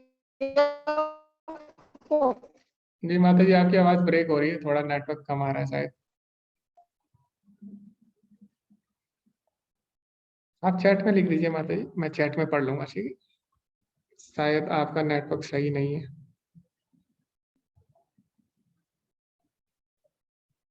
ओके आगे बढ़ते हैं, एक बार चैट में भी पढ़ हेलो, लें। जी माता जी आपकी आवाज सही से नहीं आ रही है। हाथ से जप का तरीका पूछा नीलम माता जी ने। जी माता जी कर सकते हैं, पर हाथ से हर बार सही नहीं होता वो तो। खैर अगर परिस्थिति ऐसी है तब आप हाथ से कर सकते हो, लेकिन हमारा प्रयास होना चाहिए कि हम माला पे करें। और माला पे क्या होता है, तुलसी माला, तुलसी को भक्ति देवी कहा जाता है, ठीक है। तुलसी के संपर्क में जब हम आते हैं तो हम शुद्ध हो जाते हैं और हमारा मन अच्छे से लगता है भगवान का जब हम नाम लेते हैं। तो वो तो विषम परिस्थितियों में आप ले सकते हैं ऐसे हाथ से, लेकिन हर बार ऐसा सही नहीं है, तो इसीलिए माला आप ले सकते हैं, माला पे करिए। माला नहीं है तो मैं लिंक भेज दूंगा ग्रुप में, आप माला खरीद सकते हैं मंदिर से। आइडियल टाइम फॉर चैंटिंग ब्रह्म मुहूर्त है सुबह के समय, क्योंकि शांत रहता है, बाहर भी शांत रहता है और हमारे अंदर भी शांत रहता है सुबह के समय, ठीक है। तो हमें सुबह के समय भगवान का नाम लेना चाहिए, अपनी शुरुआत ही हमें भगवान के नाम से करनी चाहिए। लेकिन कई लोग नहीं कर पाते, अब कलयुग है, कलयुग में हमारी जो दिनचर्या है वो अलग होगी काफी काफी लोगों की। तो इसीलिए कलयुग में कोई नियम नहीं है, तत्र पिता नियमिता न स्मरणे न काला। तो एक तो कलयुग में वैसे ही लोग भगवान का नाम नहीं लेंगे, ऊपर से अगर हम नियम लगा देंगे तो फिर तो बिल्कुल भी नहीं लेंगे। तो वैसे तो हमें सुबह करना चाहिए, लेकिन ऐसा नहीं है कि सुबह नहीं कर पा रहे तो कभी नहीं करना। तो जो सुबह नहीं कर पा रहे वो कभी भी कर सकते हैं, ठीक है। तो इसका कोई नियम नहीं है और कोई काल नहीं है, लेकिन सुबह सबसे उत्तम रहेगा। ओके अभी विकास प्रभु जी का हम क्वेश्चन लेते हैं, और सरोज माता जी की आवाज नहीं आ पा रही है। हरे कृष्णा विकास प्रभु जी, स्वागत है आपका दोबारा से। हरे कृष्णा प्रभु जी। जी जी प्रभु जी, एक भाई जी ने सवाल किया था कि ये कोविड महामारी क्या भगवान की देन है? ऐसी महामारी कोई भगवान की देन नहीं हो सकती। इसमें अच्छे लोग भी बहुत चले गए, जो अच्छा काम करते थे, पुण्य कर्म करते थे, उनका भी कोविड से देहांत हुआ है। नहीं ऐसा कुछ नहीं है। एक्चुअली हम अगर किसी को अच्छा बुरा देख रहे हैं तो पहली बात, हम अच्छा, हमें खुद नहीं पता अपने बारे में। आपने एक हफ्ते पहले क्या खाया था रात को, आपको खुद नहीं पता हो। एक हफ्ते छोड़िए, आप कल ही मैं पूछो क्या खाया, आप सोचना पड़ेगा आपको थोड़ा, है ना। तो हमें खुद के बारे में नहीं पता हम क्या है, हमने क्या किया है, तो हम दूसरों को कैसे देख के बता सकते हो पुण्य काम किया उसने गलत, ठीक है। और दूसरा आपने देख भी लिया उसका, उसने पुण्य काम किए हैं इस जन्म में, तो आप खाली इस जन्म का देख रहे हैं ना, आपको ये नहीं पता उसने ओवरऑल क्या है। आप किसी मूवी का 5 मिनट देख के आप नहीं बता सकते ना मूवी में क्या चल रहा है, मूवी में क्या हुआ है। आपको उसके लिए पूरी मूवी देखनी पड़ती है। इसी तरह हम किसी का एक चीज देख के, दो चीजें देख के, या उसका एक जन्म देख के हम नहीं बता सकते इसने क्या किया। तो जो भी हम देख रहे हैं वो हम अभी के हिसाब से, हमें उससे निर्णय नहीं लेना चाहिए, ठीक है, अभी की परिस्थिति के हिसाब से। तो हमें अपना जो दृष्टि है भगवत गीता से, हमें उसको थोड़ा विस्तृत करना होगा, ठीक है। हमें चीजों को विस्तृत करके देखना होगा। ओके, तो भगवान यही बोलते हैं अर्जुन से, बहुनी में व्यतीतानि जन्मानि तब चार्जुना तानि हम वेद सर्वाणि न तम वेद परंतप। हे अर्जुन, तुम और मैं अनेक अनेक बार इस धराधाम पे आ चुके हैं, लेकिन अंतर क्या है दोनों में? मुझे सब कुछ याद है और तुम्हें कुछ भी याद नहीं है। तो इसीलिए जीवात्मा जो है उसका स्वभाव ही है भूल जाना, है ना। उसको कुछ ही याद नहीं है, उसको अपने बारे में नहीं पता। हम दूसरों को कैसे बोलते कि ये अच्छा है ये बुरा है? तो हमें ऐसे नहीं सोचना चाहिए। ठीक है प्रभु जी। कार्मिक रिएक्शन आते हैं सबके, ये तो साइंस भी कहता है ना, जैसे हम एक्शन करेंगे वैसे रिएक्शन भी आता है उसका। तो इसमें कर्म का भी ऐसे रिएक्शन आता है। ठीक है। और कई लोग आपने देखा होगा ना, जब कोविड हुआ तो प्रकृति कितनी स्वच्छ हो गई थी, सब चीज स्वच्छ हो गई थी, है ना। वायु स्वच्छ हो गई, पॉल्यूशन कम हो गया था। तो उस समय क्या संकेत मिला कि अगर इंसान धरती पे बंद कर दे अपनी गतिविधियां तो धरती का और ज्यादा विकास होगा। ठीक है। हम सोच रहे हैं हम प्रगति कर रहे हैं, लेकिन हम प्रगति कर रहे हैं अपने लिए ना, अपनी इंद्रिय भोग बढ़ा रहे हैं। हम प्रकृति का नहीं देख रहे, उसका तो हम दोहन कर रहे हैं। भगवान यही तो बोलते हैं, जीवात्मा क्या कर रही है, मेरा अंश है, लेकिन वो भूल गई, प्रकृति के संपर्क में आती है और उसका भोग करने लग जाती है। तो ये भी हमें सीखने को मिलता है कोविड से। ठीक है, बहुत चीजें सीखने को मिलती है। तो हर चीज हमें कुछ अच्छा सिखा रही है, कुछ गलत सिखा रही है, और हमें ऐसा नहीं सोचना कि ऐसा क्यों हो रहा है, गलत क्यों हो रहा है हमारे साथ, ये क्यों हो रहा है। ओके, शायद बहुत हो चुका है इस पे चर्चा। अभी हम आज के अध्याय का अंत करते हैं और वैष्णव प्रणाम मंत्र करेंगे। तो आज ध्रुव नहीं आए शायद। ओके, वैष्णव प्रणाम मंत्र बोलते हैं। वांछा कल्पतरुभ्यश्च कृपा सिंधुभ्यैव च पतितनां पावनेभ्यो वैष्णवेभ्यो नमो नमः। अनंत कोटि वैष्णव वृंद की जय, श्रील प्रभुपाद की जय। धन्यवाद आप सभी का इस अध्याय में जुड़ने के लिए। हरे कृष्णा।